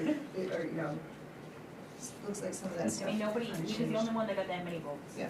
One other person got 2, so technically, I would say yes, he was declared the winner. Okay, all right. And it's- But Michelle crushed And is it, there right? anything we have to do? Yeah, Michelle crushed it. it I just wanna wasn't- make sure you crushed him. I wanna be able to tell him how bad he got beat. That's all. If you declare him the winner according to the laws of the state of Maine, and again, I don't know what laws apply. The ones that I found, there was some specificity to it, but she's the one that has to sign and attest it, so. Well, should we wait and If do she's this next declared meeting then? him the winner, then he's got a 3-year term. What should we do? Should we wait and find out what the law says, or should we just declare him the winner? I guess she can do, he would have a 3-year term unless she says that there's a vacancy. He's the winner, 3-year term. All right. It's been declared. All right. All right. We're gonna move on to L, which is action to approve the special town meeting warrant for June 30th, 2026. So on your table tonight, I gave you a copy of the special town meeting warrant that reflects the budget committee and the select board's recommendation on the budgets. So there are 6 items here from Article 1 to choose a moderator, and then adding 5 budgets. And the special town meeting will be on Tuesday, June 30th at 6 p.m. And Tracy was able to confirm that Crescent Park School is available and Vern is available for the moderator. So do you want to make a motion? I'll make a motion to approve the special town meeting warrant for June 30th, 2026. Second. All those in favor? Oh, do we have a time? Is it 6? It's a 6, yes, Yeah. right. So 5 ayes and 1 nays. We also get back into posting it in the window at the front of the town office. Warrants are to be displayed in a conspicuous place, and it had been our past practice that it would be posted there, unless we came up with another place, which would be, anything else would be in addition. We do put it on the website, and we do it on Facebook and stuff like that, so. No, I was thinking about that. I think that makes sense to have it in a window for people who don't do computers or whatever and don't see the newspaper anymore. So I think having it someplace where you could just walk by and look at it.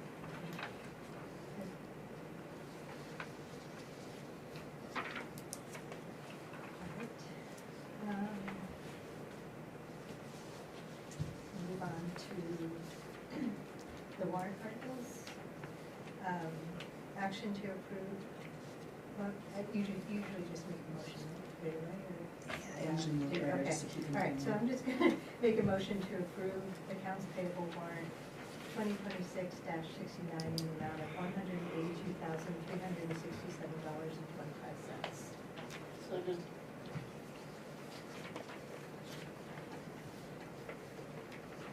Any questions? What's the annual brush dump? So that is, do you wanna explain that? V.A. Wilson runs a regional wood waste facility off the flat road.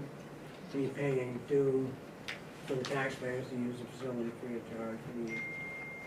Is like a specific day that folks come and No. use it No, it's all year long? Oh, I didn't know open that all the existed. time. Thanks. And the reason we don't accept that material at the transfer station, so this way we provide a place for the taxpayers to dispose of it. You really just like looking at the files, right? Love it. Back then. Love it. Super convenient if you live in West It's right across the road. Certain times of year, it's a busy place. Are you ready to vote? All those in favor? 5 ayes and no nays. I make a motion that we approve accounts payable warrant 2026-71 in the amount of $52,838.25.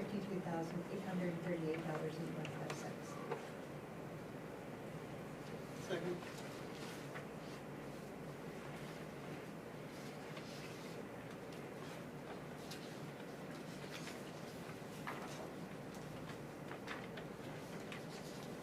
Minuteman Security Technologies, where is that? On the fire station? Yes.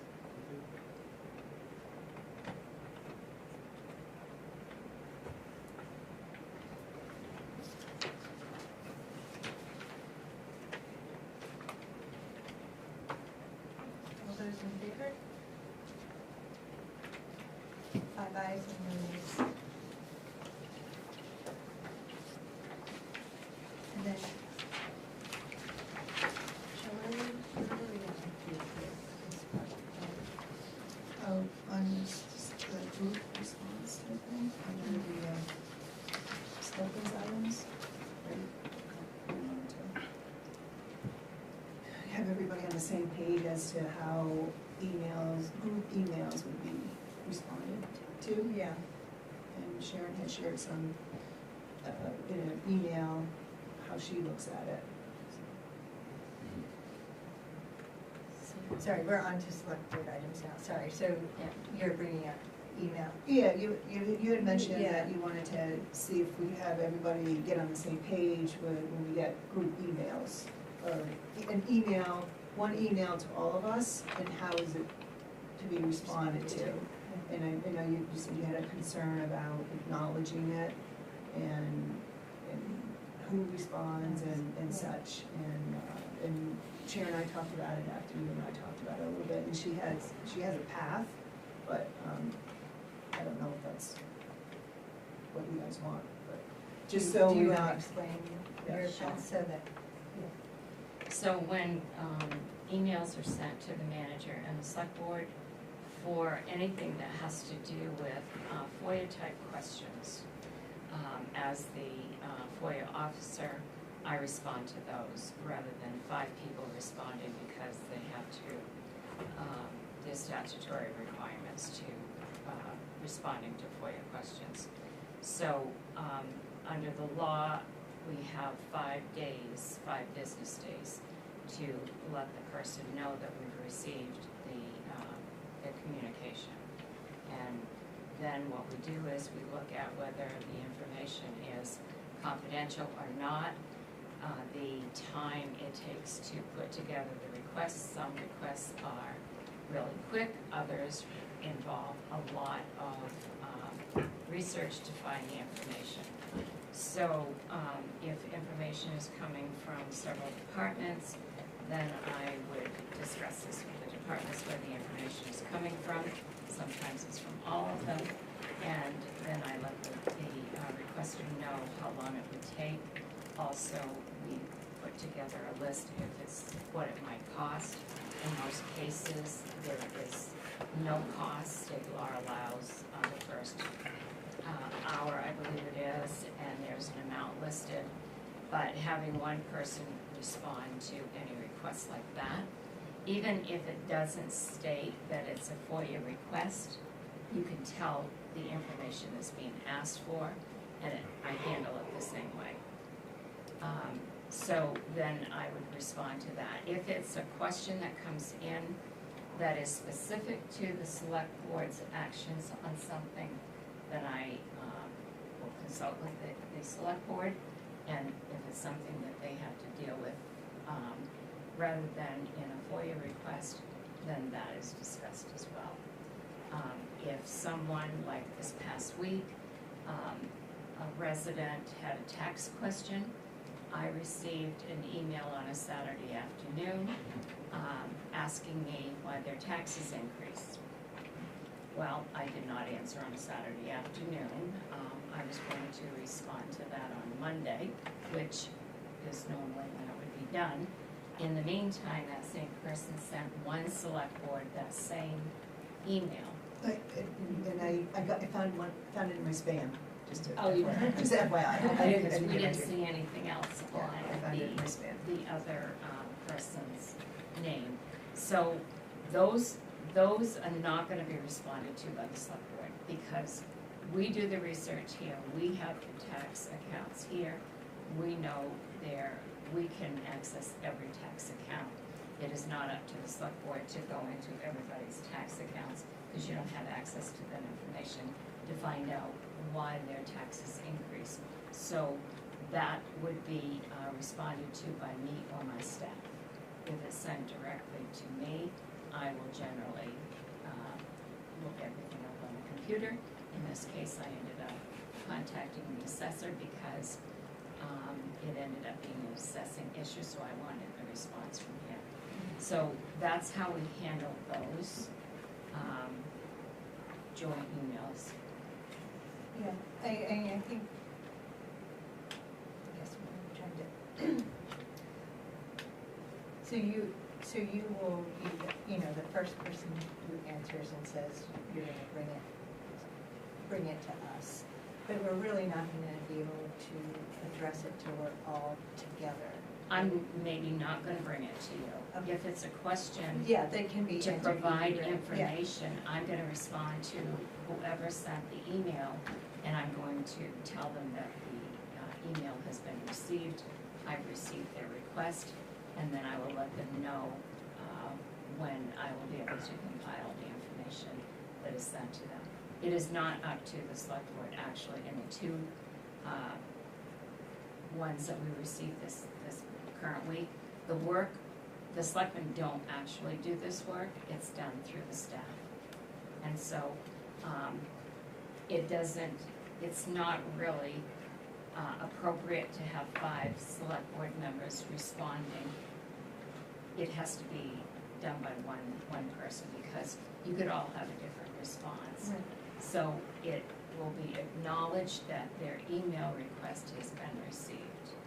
And like I said, it's going to depend on what they're asking for.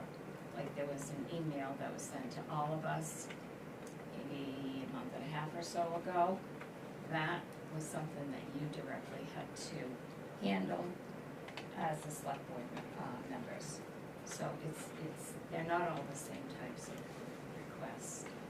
If, in the case of, like, the 2 that came in this week, you're copied on it, I'm going to copy you all on the response, which is what I did.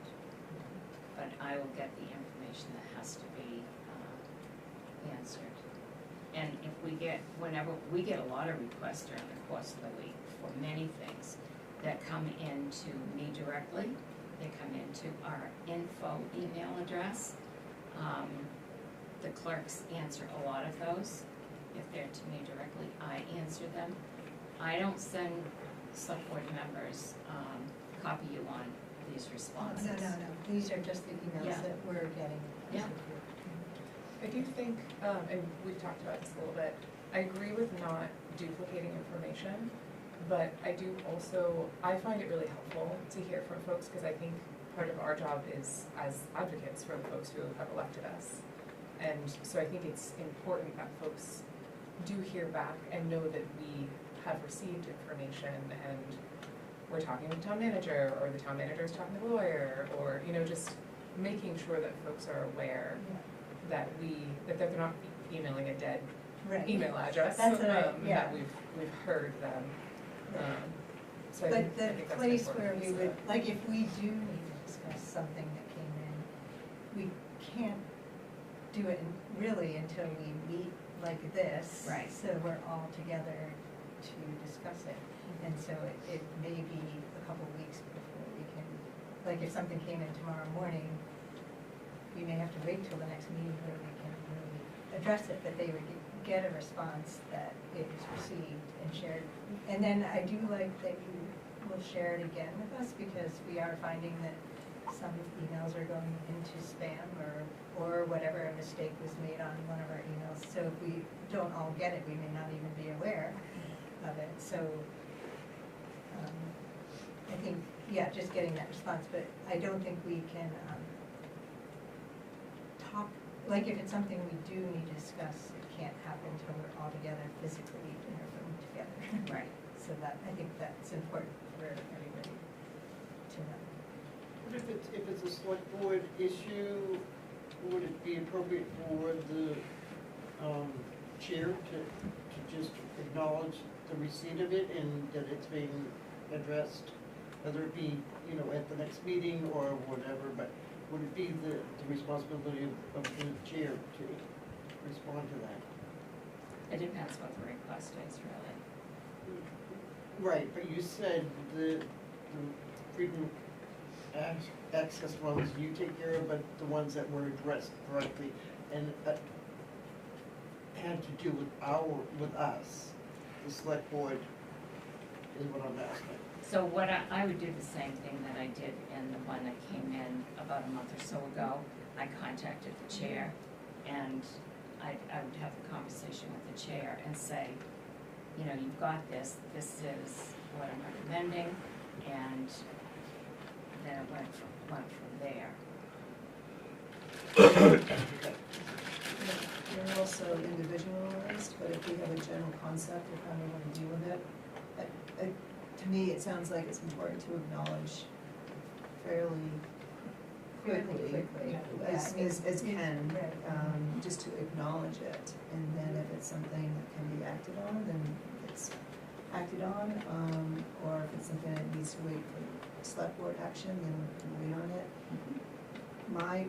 My further piece on it is that the ones that come to the select board get acknowledged at a meeting, that it's been received and or taken care of.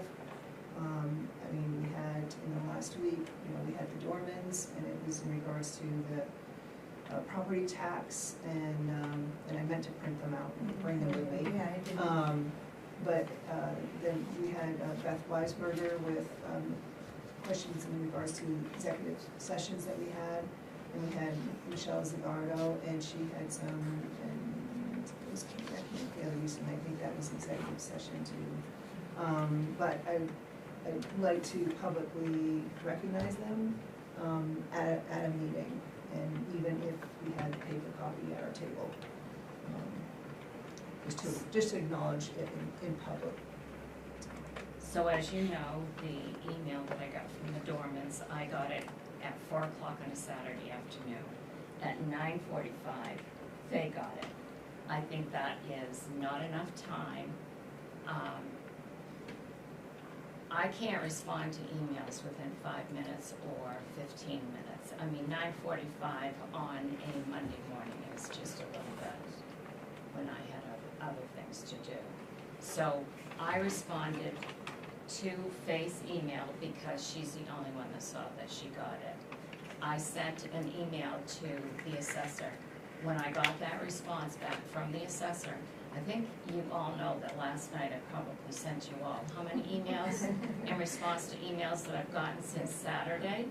So it's not that I don't send them to you, But yesterday, I was tied up all morning at the airport in a meeting. I can't respond to emails when Yeah, I'm doing that's that. okay. I think, You all have to understand Yeah. this. no, I don't think So, that's right. I I don't think we're. I responded think to we're the good. doormans by telling them that I was submitting a request to the assessor and I would get back to them. Yeah. I copied all of you on it. Yeah. When I got the response back from the assessor, I forwarded all of you that response and the doormans. Yeah, I think that. And regard to Beth's, immediately after getting her email, it's the same way I would respond to any email that came in like that. I sent it right to the town attorney. And- Maybe, I wasn't I wasn't Yeah, criticizing. I don't think No, that's but it, yeah. I just- I don't know, I think we just wanna, I I wasn't- think we're all worrying that we need to respond, and But you yeah, can't, yeah, you it- couldn't respond to Beth's Right, cause Be- you have to talk to them. because I sent something to the attorney. Right, People, all of you have to understand, it takes time to get answers. yeah. Nobody has the answers within 5 minutes, because there are other things that have to be done. I didn't think you were criticizing. All right, I just. I wanted to make sure that you all understand that we do respond back to people within a reasonable amount of time that we can get to somebody. And And so there Beth is- was, I responded to Beth's email, all of you, and I gave her the answer. And I said that it would be dealt with, that the chair would discuss her email at the meeting tonight. The same thing with Michelle's. I So should I responded do back to that Michelle's, and I Okay. told her that, I answered her questions. And yes, you Sure. have copies of all of Okay. them. Can we, before we do that, can we just address the question in the audience? Yeah.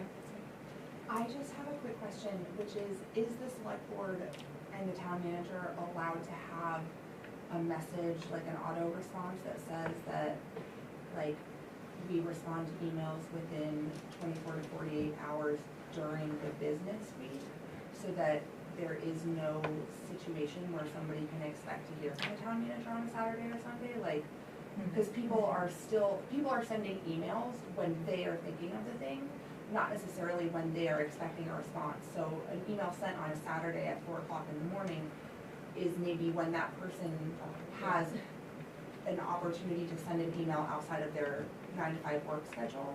So having an auto response that just like turns on at 5 p.m. on a Friday and says, I'm out of office until 9 a.m. on Monday morning, and then I will respond within 20, like.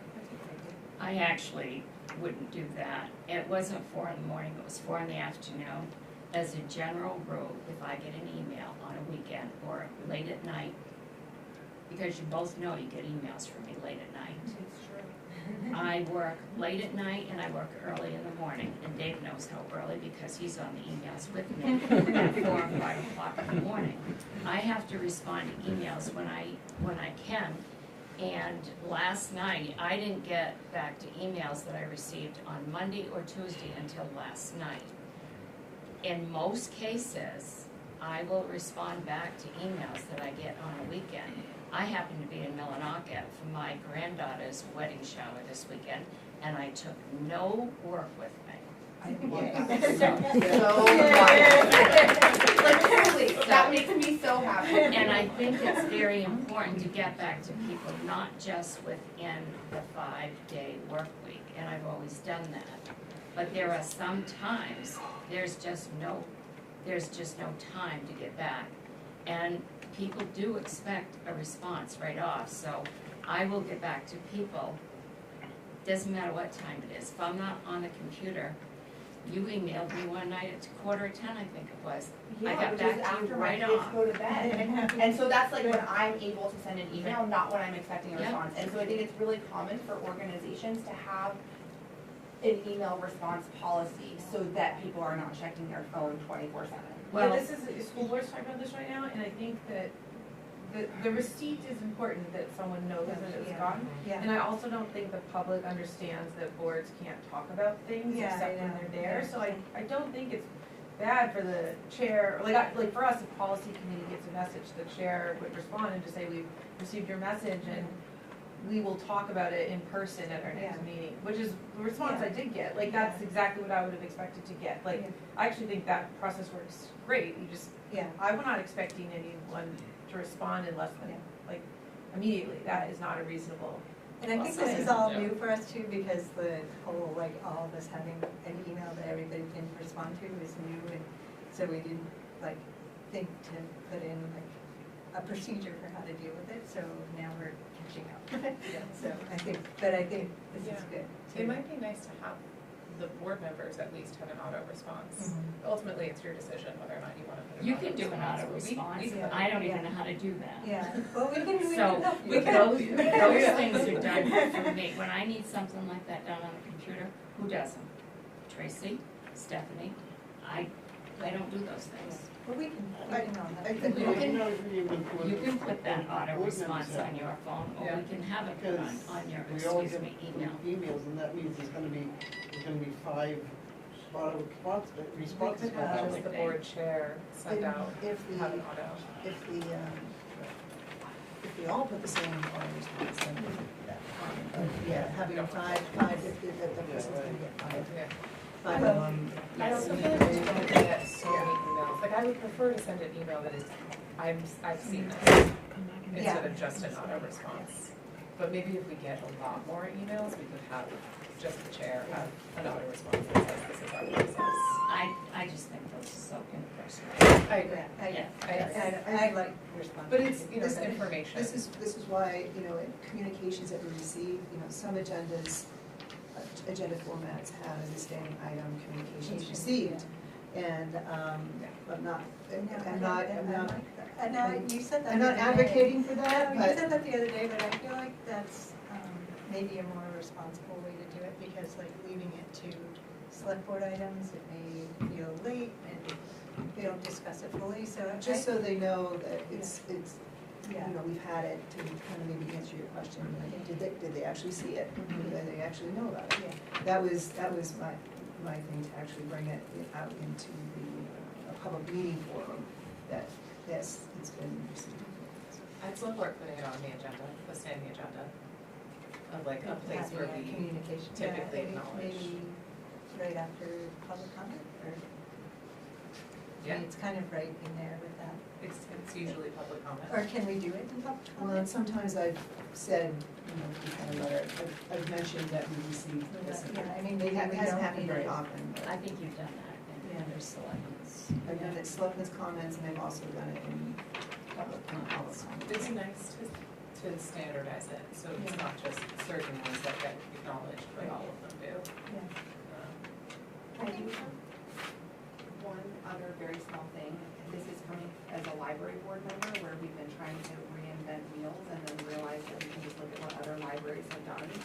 And so I'm sure that there are other select boards in Maine who have emails, and I wonder if they have like email response policies so that you Well, I can. was gonna actually, my next thing for select board items was, for us to really commit to, developing a select board, a set of select board procedures and policy document. And I've been reading some other towns who've done it, and they have an email policy in there, so like, this could just be part of, like, lots of things. I mean, just reading through them, I'm like, oh my gosh, like, we should have, this would have saved us so much to have, like, something that we could have referred to help us make decisions. So I don't know if that's something we are interested in doing, but it's like, one of the towns that I read was Greenfield. I think they're similar in size, and Skowhegan has a good one. I mean, you can find lots of them, but I just, if you wanna take some time to read some other towns, I think it would really help us. Because, I mean, I just feel like we come in with no, I mean, we have the statutes and the code, but those aren't really the human pieces, like the things that don't fit in neatly to that, and I just feel like having a procedures document would really help us, so I don't know. Let's put it down as an agenda item to talk about in the future. Yeah, in very holiday. I think maybe sooner than later, because then we can, Maybe there's a list of policies you wanna work on, or some of them we may already have and don't even know. There could be a lot of them, Yeah, so I know, I and would look just, at I it don't, as an agenda item in the yeah. future. I can add that to the list of agenda items. Could we have, not to blow this up even bigger, but I would love to go back to the conversation we had after the budget process and just talk about like changes we want to make to future budget process, reflections on how that process went. And I think we could include that in the town meeting, just like this is the start of our new fiscal year upcoming. So it might be nice to have a conversation around like what went well, what didn't go well, what are some of the changes we want to make, what are some of the policies we want to work on, some kind of housekeeping goal setting for the year. Yeah, I mean, and that sequence of events or steps could even be in procedure, like this is how we. So it starts with the code, and there are milestones in the code for the budget process. So Right. Yeah. that's the start, and then you go from And I understand that school board just went through a self-evaluation process, so it might be interesting to kind of learn from their self-evaluation process, or their ways that we want to like reflect on how we're doing as a board. It was very helpful.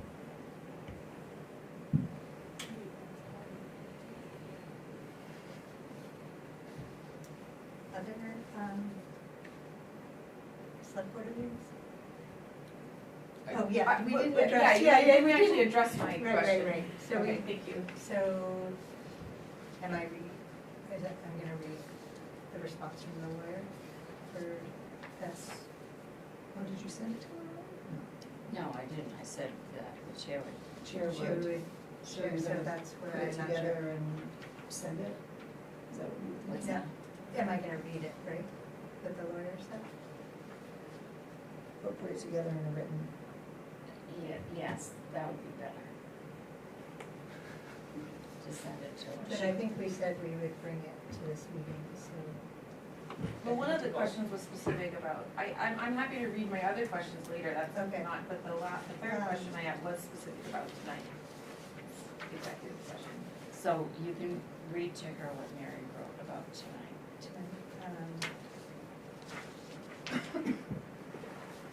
So it would be regarding personnel matters, right? I'd start with that paragraph. Yeah. So She regarding, talks specifically about tonight's vote.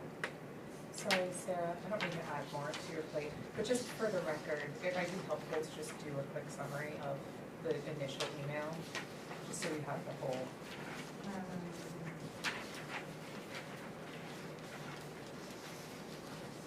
okay, so Beth wrote to us on Tuesday morning,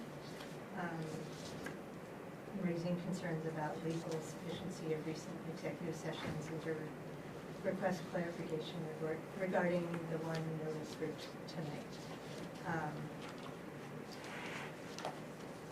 Do you want me to read them all? So Beth wrote that Maine Law 1 MRSA 405 requires that the motion to enter executive session state the precise nature of the business, not just a statutory citation, and that the subject matter actually qualify under one of the permitted exceptions.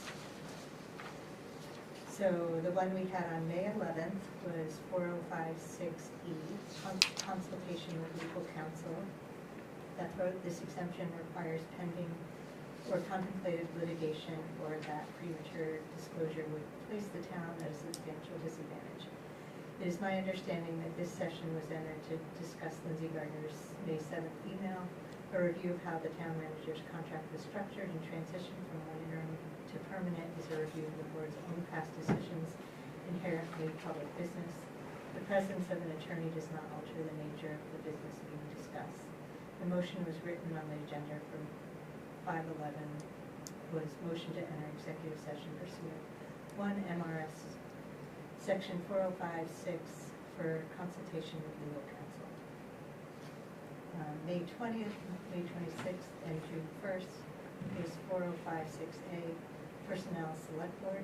The statute requires the motion to identify the specific subject matter and why privacy justifies closing the session. If these sessions address the contracting process rather than performance evaluation or disciplinary matter, 405-6A does not apply. The motion is written on 5661, were written as a motion to enter executive session pursuant to 1 RS section 405-6A, personnel select board. This was adequate, right? That was Sharon's response. And then June 17th, 405-6A, discussions with the town manager. This motion identifies a person, not a subject.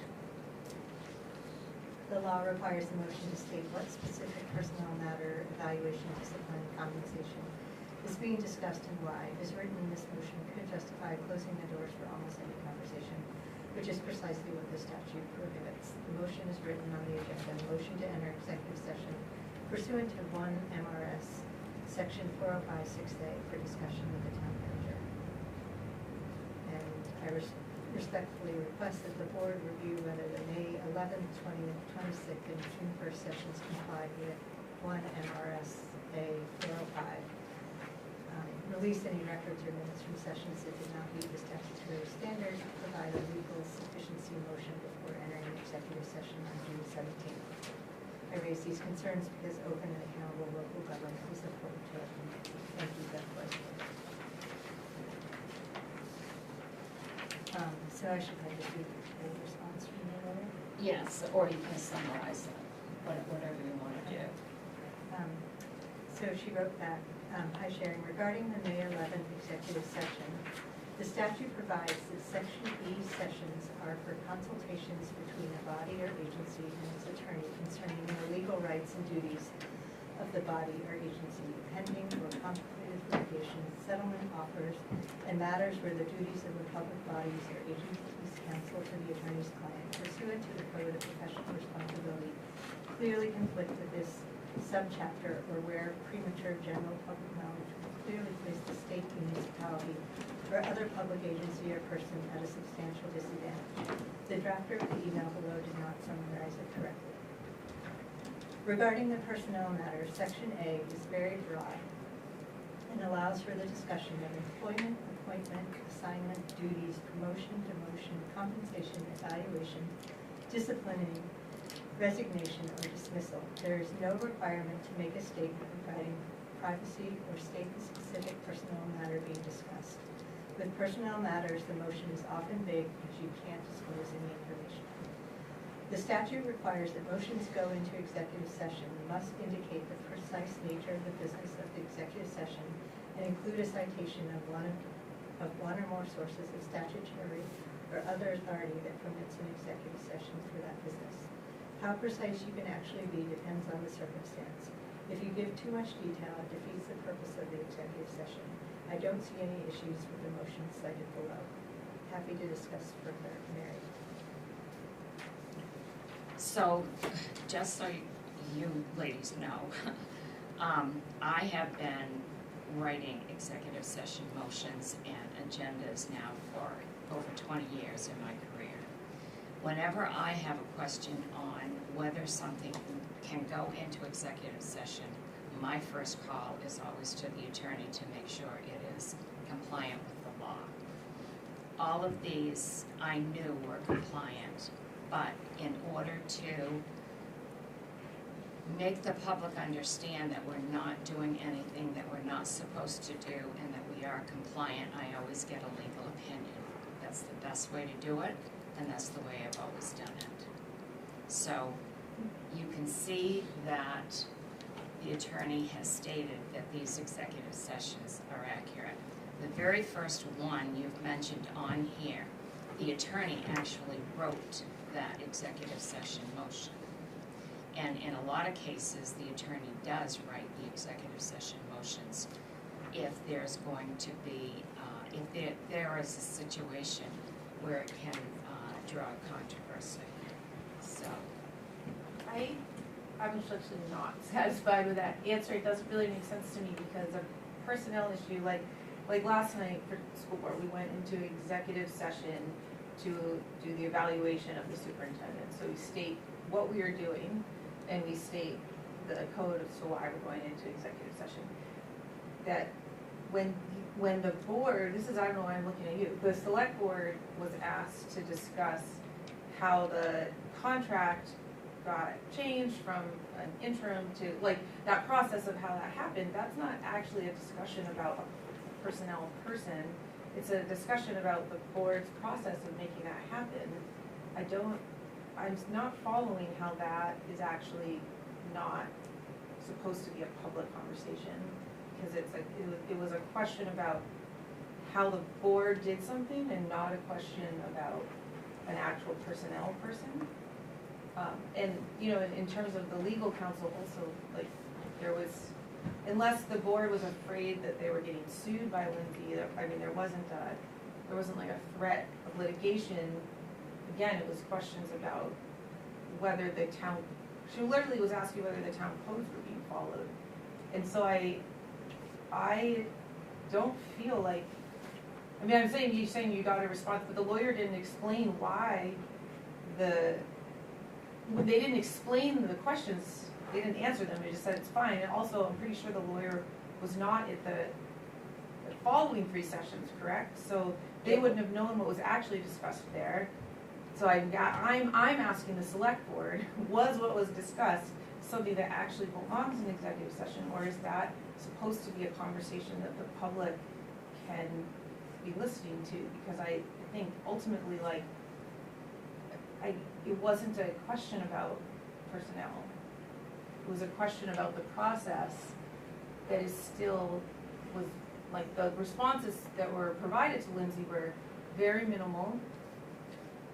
And the fact that we weren't privy to the private conversation, like, we don't actually, like, her answers, they weren't that fully answered, her questions. So I guess I'm just very confused. This does not seem to be something that belongs in executive session. And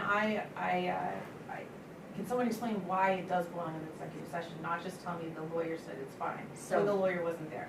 For the first one, the lawyer was in the first. At the first one, I understand. Yes, Okay. and that email was sent to the attorney. Okay. And the attorney is the one that recommended how it be handled. Okay. The other 3 sessions were also guided the select board on how and why those needed to go into executive session. So that's why they were in executive session and not open session. That's still not an answer to the question. It's, And your question is? when the attorney, My question's the select board though, like, weren't you discussing your own process on how you guys made decisions? How is that not a public, I'm not connecting with. Yeah, like what, It's a little hard to answer because Yes. we're not supposed to talk about what happened in executive session. I certainly understand your concerns and they're certainly valid. I don't personally have a good answer, I guess, that I can give you.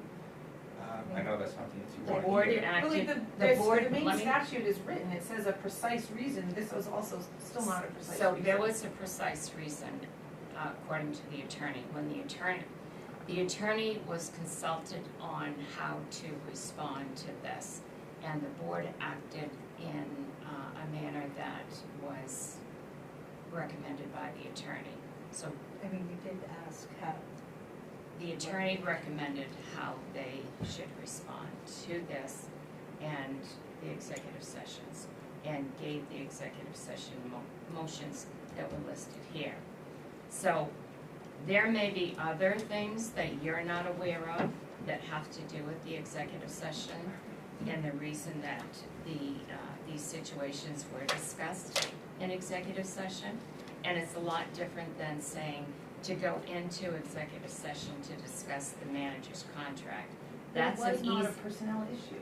that's Are an we easy one to personnel? put on the agenda like that. You don't know it was not a personnel issue. You're right, I don't actually, because it didn't say what the precise nature of the conversation was, like, According to that, I guess, no, like, according to the attorney knew the reasons that executive sessions were called. No, but that doesn't matter if the attorney knows, it matters if the public knows. Like, the main state law says you must provide a precise nature of the conversation. Like, this isn't like I'm not following, like, that's literally how the law I is mean, written. it's, you need to give the number and say personnel as far as that. I think that, I appreciate the question, because I think it's always worth us going back and making sure that we're following things. I don't think that's a bad thing to do. I think that with the description shared by the attorney, I mean, part of our position, we take advice from the attorney. That's a huge part of our job. If we weren't taking advice from our lawyers and our attorneys, we would be doing a bad job. But it's also not a bad thing to. I would just say one comment on that. Can I finish my sentence real quick? For future. It's also not a bad thing for us to question and to continue to ask questions, especially in executive session where we want to make sure that we're really subscribing to what we are saying that we're doing, because ultimately we want transparency with the community, and there are certain things that we can't necessarily share. And so in these executive sessions, we need to make sure that we're staying within what we say we're talking about that, and we are careful to do that in these sessions. I'll pause, Michelle, if you wanted to. I'm gonna do two things. I was looking for the actual state law. This is a quick guide. In the state law, under personnel matters, it says specifically who qualifies as personnel discussion. So that, if you can find that. But second is more just a general, for me, attorneys give you advice for the least risk. So, yes, most of the time we're gonna take advice and then listening to you. Right. You then make your decisions based on that. But it's that's just for general and how I operate.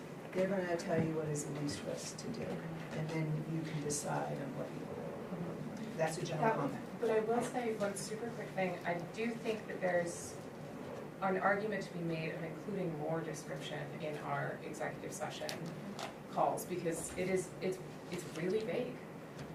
And looking at these MMA guidance, there's more information. And I understand we might not always be able to include more information in the executive session motions, but I think in the future, we should try to include more information so that folks know more clearly what we are talking about.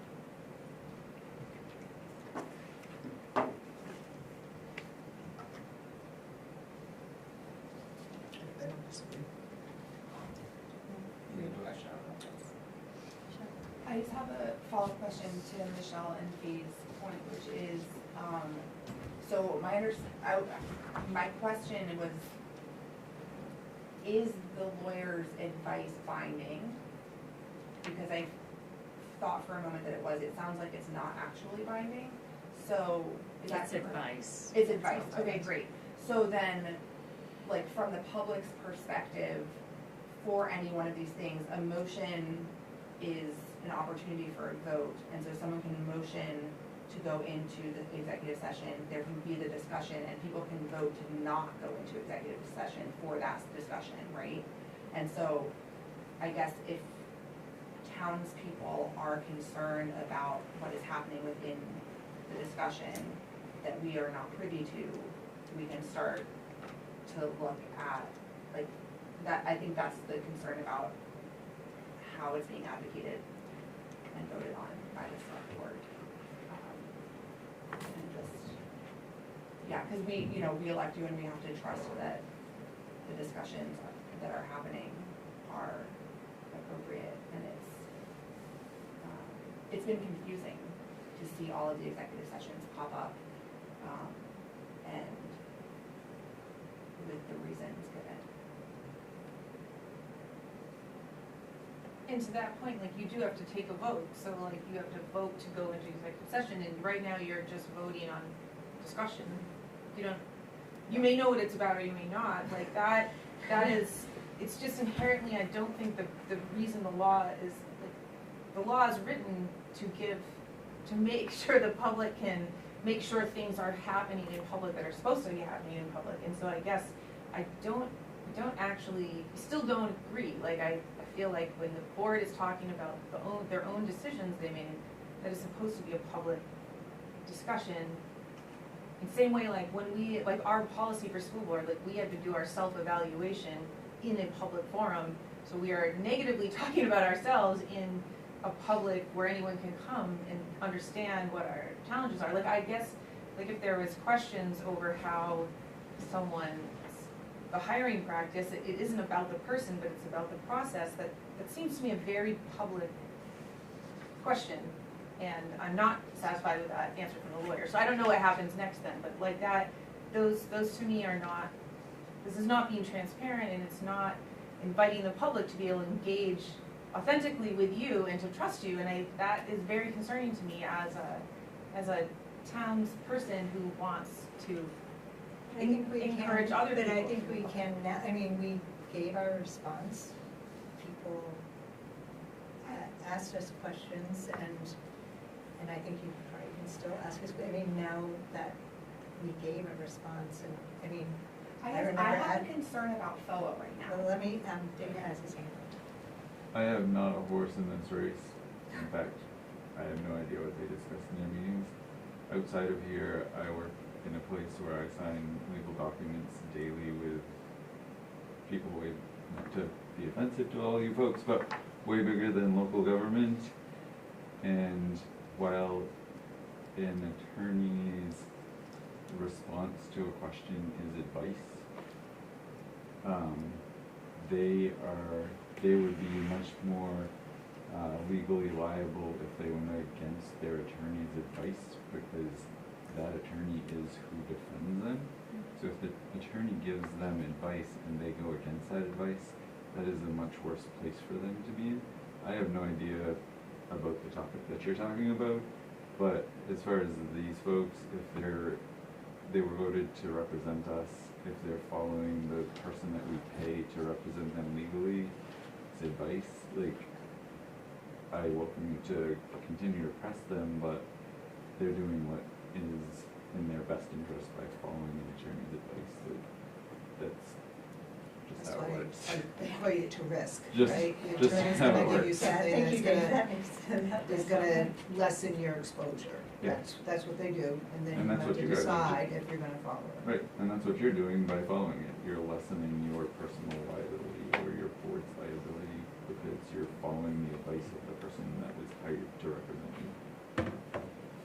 But I mean, I think it's something that's sort of just been coming up, is this sort of distrust in what we're doing, so I feel like that is something we need to work on, and I feel, I don't know how, we'll have to work on regaining that, but I do feel like this group works very honestly. I haven't, and I'm not trying to say you're not, Sarah. No, I know, but it's. I'm just saying that, like, it doesn't, to me, it literally doesn't follow the law. The law on the main state website says the precise nature of the business. Precise is a very precise word, like discussions with town manager is not precise nature of the business. Like that. I do agree with that. This law exists to make sure that the town knows, and I'm not saying you're trying to do anything. I fully believe that you were in executive session because you thought you were supposed to be. The question is, were you supposed to be? Like that is not a question that thinking that you went in there like to try to hide something, but like if you were supposed to be in public, and also like it should just be more clear on the agendas if that's what the main state law says. Right, so. And then we kind of need to get it right. Yeah. I think from my perspective, you know, I'm on the planning board, I am also responsible to FOA. Part of the reason for the wording about the precise nature is presumably because of FOA, none of you know, except for the person who put this on the agenda, what is being discussed in executive session, right? Otherwise. You don't know that. You have no idea. That statement is totally an inaccurate statement to make because you have no idea who knows about what's going on in an executive So session. I know based on FOA that a majority of people here should not know about that because any issues that are brought to the select board are supposed to be addressed in public. In the same way that a group email, you guys were trying to figure that out. So if everybody on here knows what the executive session is about, then that seems to be a problem with FOA. I understand what you're saying, I think sometimes that is true. And I think that that's a good argument for having more information here, but it isn't always true. There's times where maybe we all get an email, and it's determined that that email should be addressed in executive session. So there's a variance in that, but I do think that having more, at the times when that is not true, and also in general, I think based on what I'm seeing around the MMA executive session guide, I think it would be beneficial for us to consider putting more information when we do make a call for an executive session. Yeah, I think our attempt should always be to be as transparent with the public as possible. So I certainly agree with that. Like has been stated, it's a balancing act. We're in a situation where we can be damned if we do, damned if we don't, because if we put too much information out there, it's non-reversible, and we could be civilly liable then, or potentially criminally liable, depends on what it is, I guess, and vice versa. If we don't put enough out there, people are rightfully, upset. So I'm not asking you to not pay attention to what we're doing. We're trying to do our best, but I guess if you're not happy, you kind of touched on it. You're voting for us to. You're entrusting us when you vote, and if you don't like us, then don't vote for us. I don't want to say that because I want people to vote for me, but that's the way. I mean, that's the end. I guess if you don't get a result that you want right now, that's essentially the final check on the balance. But I think, yeah, we should try to be as detailed as we can. But if we're not being detailed, at least for me, it's that I don't want to. Once you put it out there, you can't reverse that. You can kind of do the other. We could potentially fix if we were too strict. I think you can kind of go the other way with it. If you're too strict and then you need to go out, you can potentially do that. It's not about strict or not strict, there's like a very specific rules on the main state law on what is protected and what's not. So that, I guess I just am confused on, to like, you discussing your processes is not a protected. Can we bring our lawyer in to have a discussion at a select board meeting about this, or is it? I wouldn't bring the lawyer in Is to a it public expensive? meeting. Well, But not to talk, I mean, just to talk in general about. it's gonna cost you $1,000 a night to bring a select board here. I mean, to bring the attorney here. I think what I would like to see is, I would like to see some members of the public, before they are, I would like to see some trust before the non-trust. Because I think for some, and I say this with no disrespect, but I think a lot of distrust has happened before even the thought of trusting this board or me has happened. Sharon, I'm looking at tonight's agenda, and it was a question about tonight's agenda that doesn't follow the law. That's all. Like, it either does or doesn't. So I can ask somebody else. Like, I asked you guys first out of respect, and I'm happy to do it. And that's why I sent the entire email that you sent to the lawyer, so she could respond on it. It's not an issue of like engaging. It is literally like, are we following the rule? I think we're or not? following the law, yes. I mean, I don't know, yeah, I just, if our lawyer gave us that advice. I would say that the executive sessions have followed the law. And if we got into executive session and something was discussed and one of the board members felt it was not supposed to be there, believe me, they would say so. I don't know what else to say on this. I was gonna say, like, I work for a state department with several boards, and that means that we have more than one attorney general that gives us advice, and sometimes it's conflicting. So say when lawyers don't Yeah. agree, is it possible to use MMA as a resource to check your lawyer, right? We do that. Okay. We do both. Sometimes their advice is the same, sometimes it's different. Can we do that in this case, just to The MMA cover our is, bases? They also do educational series. Right, So right. you're Do they looking do for a session? education. If they do a session on executive sessions, I would definitely attend. anyone who just got elected, within 120 days, we need to take full training. But one that I found that was even better is the elected official training that MMA offers, and they get into a little bit about this. Again, it was a while ago, but they get into this. And MMA doesn't give, I don't know what the technical terms are, but it does not give the advice of like the town's or the board's own attorney. Right. There is a certain threshold of advice that they will give, and then if it crosses their threshold, they'll say, contact your town attorney. And that's what MMA Legal does.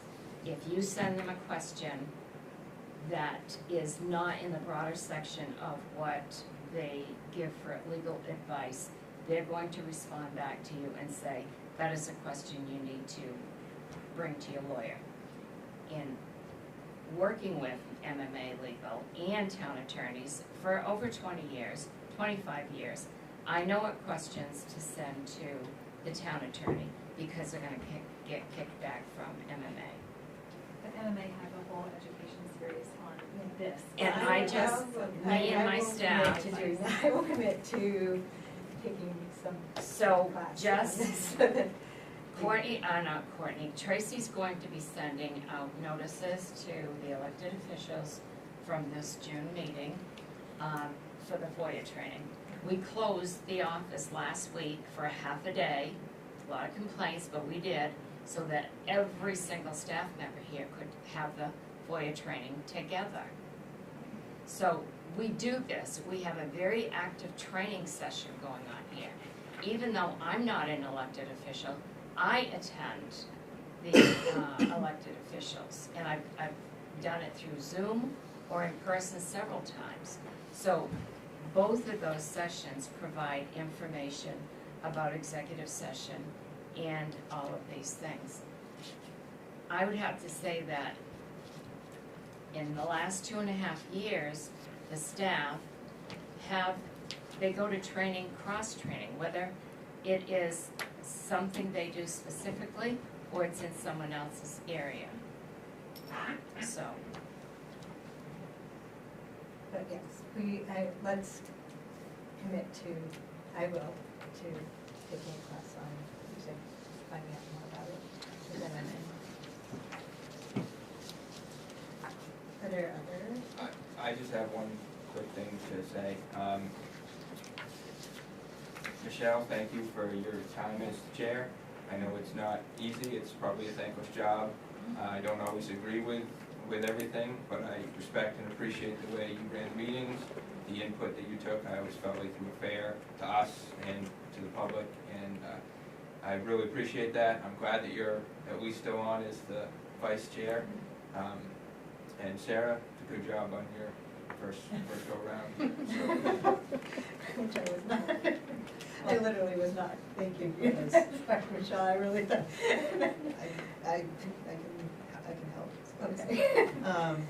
Thank you, Amy, for those comments. It's nice. I do have 3, maybe not so quick, but I don't need an answer tonight. One is that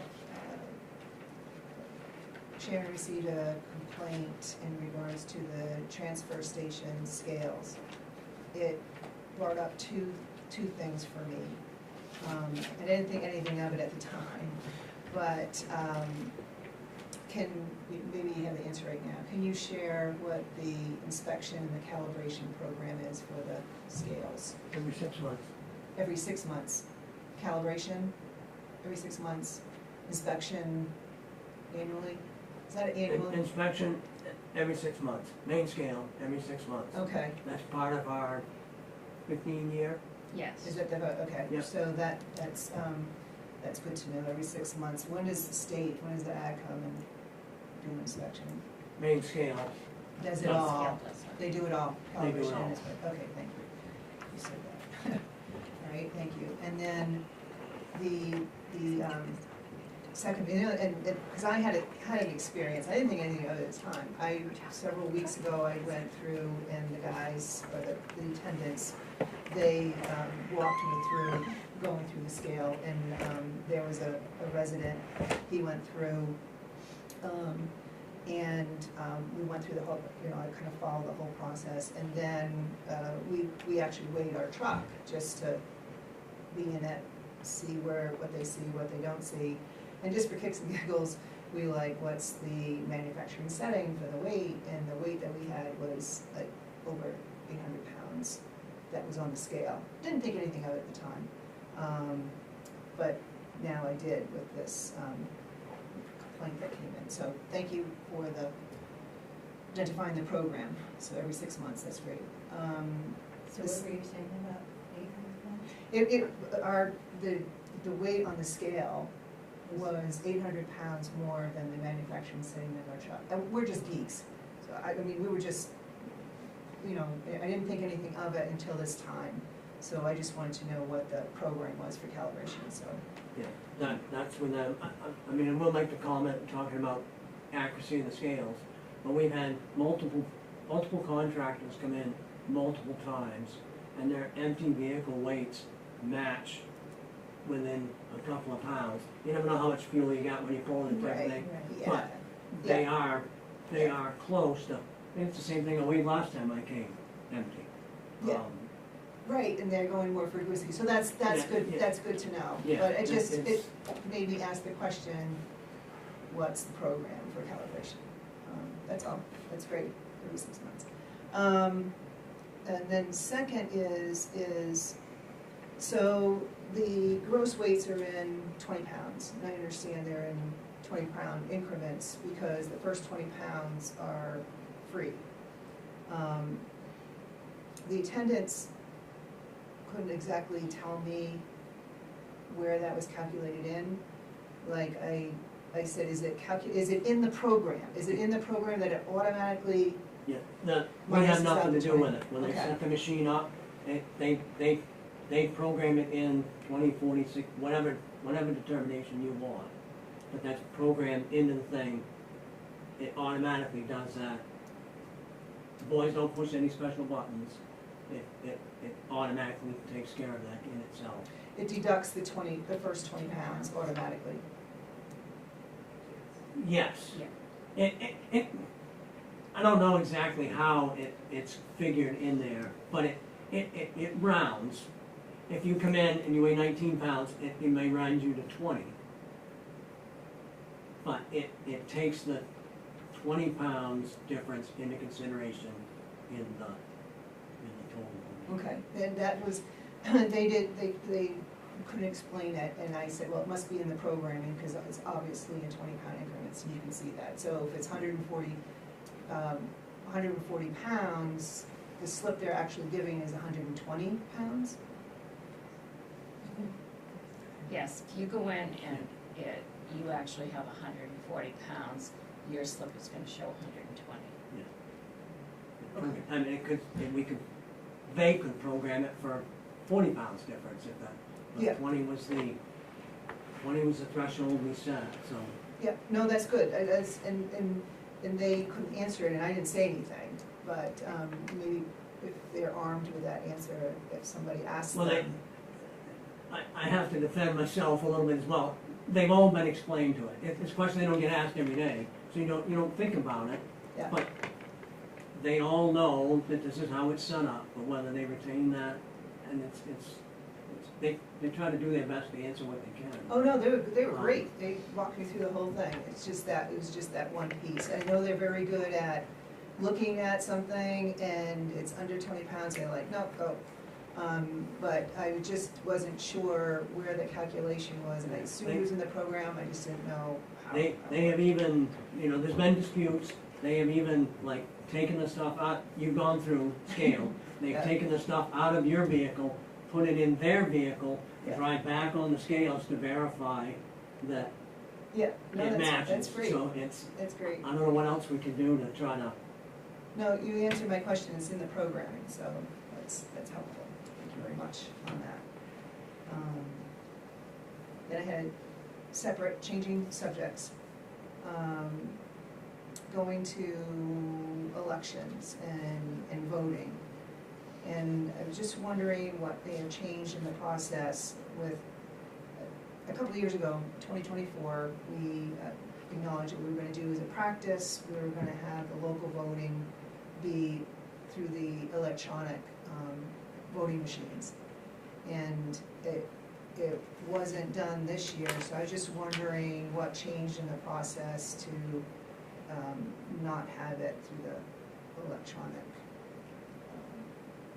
ballot machines. $3,000 to rent the machine this year. We're looking into being able to use the same voting machine and having 2 sticks programmed. Having one.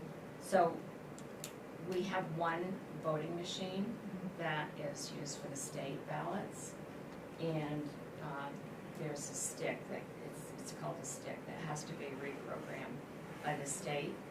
And if we get 2 sticks, then we can use the same machine for each, but you would have to use it first to count, say, the state, and then after that, the local. But depending on what elections they are and the number of votes that you may think you're getting, a lot of times that is determined in whether or not you're going to hand count or use a voting machine. Yeah, I'm just thinking of the long days for the clerks and the fatigue and the costs that, for them and the cost to pay them and such. So thank you for letting me know what changed in that. So that is gonna be an annual decision or a by-election decision? Well, we want to find out first about the stick, because if we can have 2 sticks programmed and use the same election machine, then that would be the cost-effective way to do it. If not, you can also buy a second voting machine. That is costly, but that's also something that we're going to look at doing. So if you did 2 sticks with the, say, the state elections would go in first and the other paper, the local elections They would would all just have to be taken out and then the other ones put in. Don't know exactly how it's done. Tracy went to a training and one of the clerks there told her that that was an option that could be done, which we weren't aware of that. That's right. The state's also changing the machines anyway. And that is another thing. All There's gonna going to be all new machines. They tend to change things and then figure it out after. And I just had two date things. Is anyone, I'm planning to attend the June 24th at the Paris I Fire was Station. just gonna say, I was. Are you planning to attend too? Yeah. Okay, yeah, then I am too, so. Yeah, it's the MOPA training, which is the housing law, so if anybody has any questions you want us to take, that'd be great. And then also, I noticed that we're out to bid for the paving and such, and the opening bid is scheduled for that on June 25th, I think. And if we could post that on the town calendar. It's on the website. Is it on the calendar, Lee? I don't know if it's on the calendar or not, but it is on the website. As I kind of look to the calendar piece as to when the meetings are. And I did see it on the website, like, I saw the news piece. Yeah. And I drilled down, and that's how I knew it was on June 25th. That's all I know. I was just gonna add, so we have the joint select board meeting on Monday, Yes, and I know you sent the agenda, but do you think just? I gave you a copy tonight. Yes, yeah, but do you think we could add a discussion of, possibly regional police coverage I can send Mike an email and ask him if he can add it to the agenda. Mike Wilson. And then my last question is, do we know if there are gonna be swim lessons? I haven't received any more information since the last update.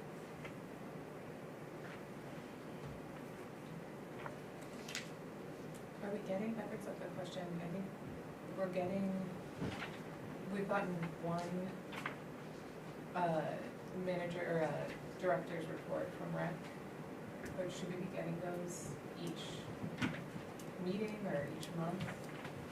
The department heads are supposed to send, and for the most part, most of them do, well, at the end of every month, they either send their monthly report for the previous month, depending on when the first meeting is. They either send that when it's given to you for the first or the second meeting of the month. Okay, so we should expect that at the beginning of next month, next meeting. How are we doing with getting agendas and or minutes from the committees? The Conservation Commission is great. And the airport usually comes right after too. It's just trying to get them to scan in sometimes is a hard time, but we're figuring it out. And sometimes they come through Google Drive, which you have to try to do it a different way to get it to go. That's a challenge when people use Google Docs and Google Drive, because we don't have that and not everyone around here knows how to use that. So it does, I know a lot of people use it, but a lot of people don't use it, myself included. Well, if anybody, like, is Ann sending the conservation ones through? No, I'm figuring it out how to do Okay, it. because you could make it a PDF and then copy it through it.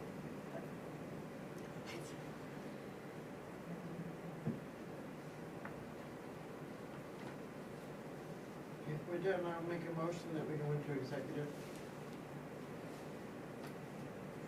Do we have You more have to read the whole information? thing. Yeah. The whole, you know. You need to read the Oh. full motion. The whole thing. Yeah, sorry. Sorry. I can make a motion that we go into executive session to 1 MRS section 4056A for discussions with town manager.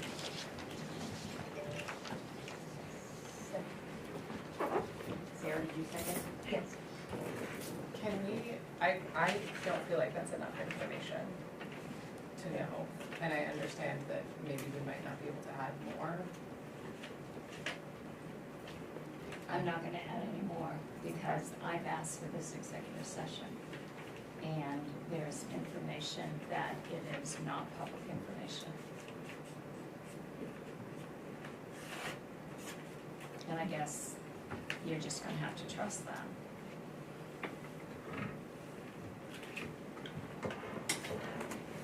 Or you don't want to go down, you can go. Yeah, you We need to vote.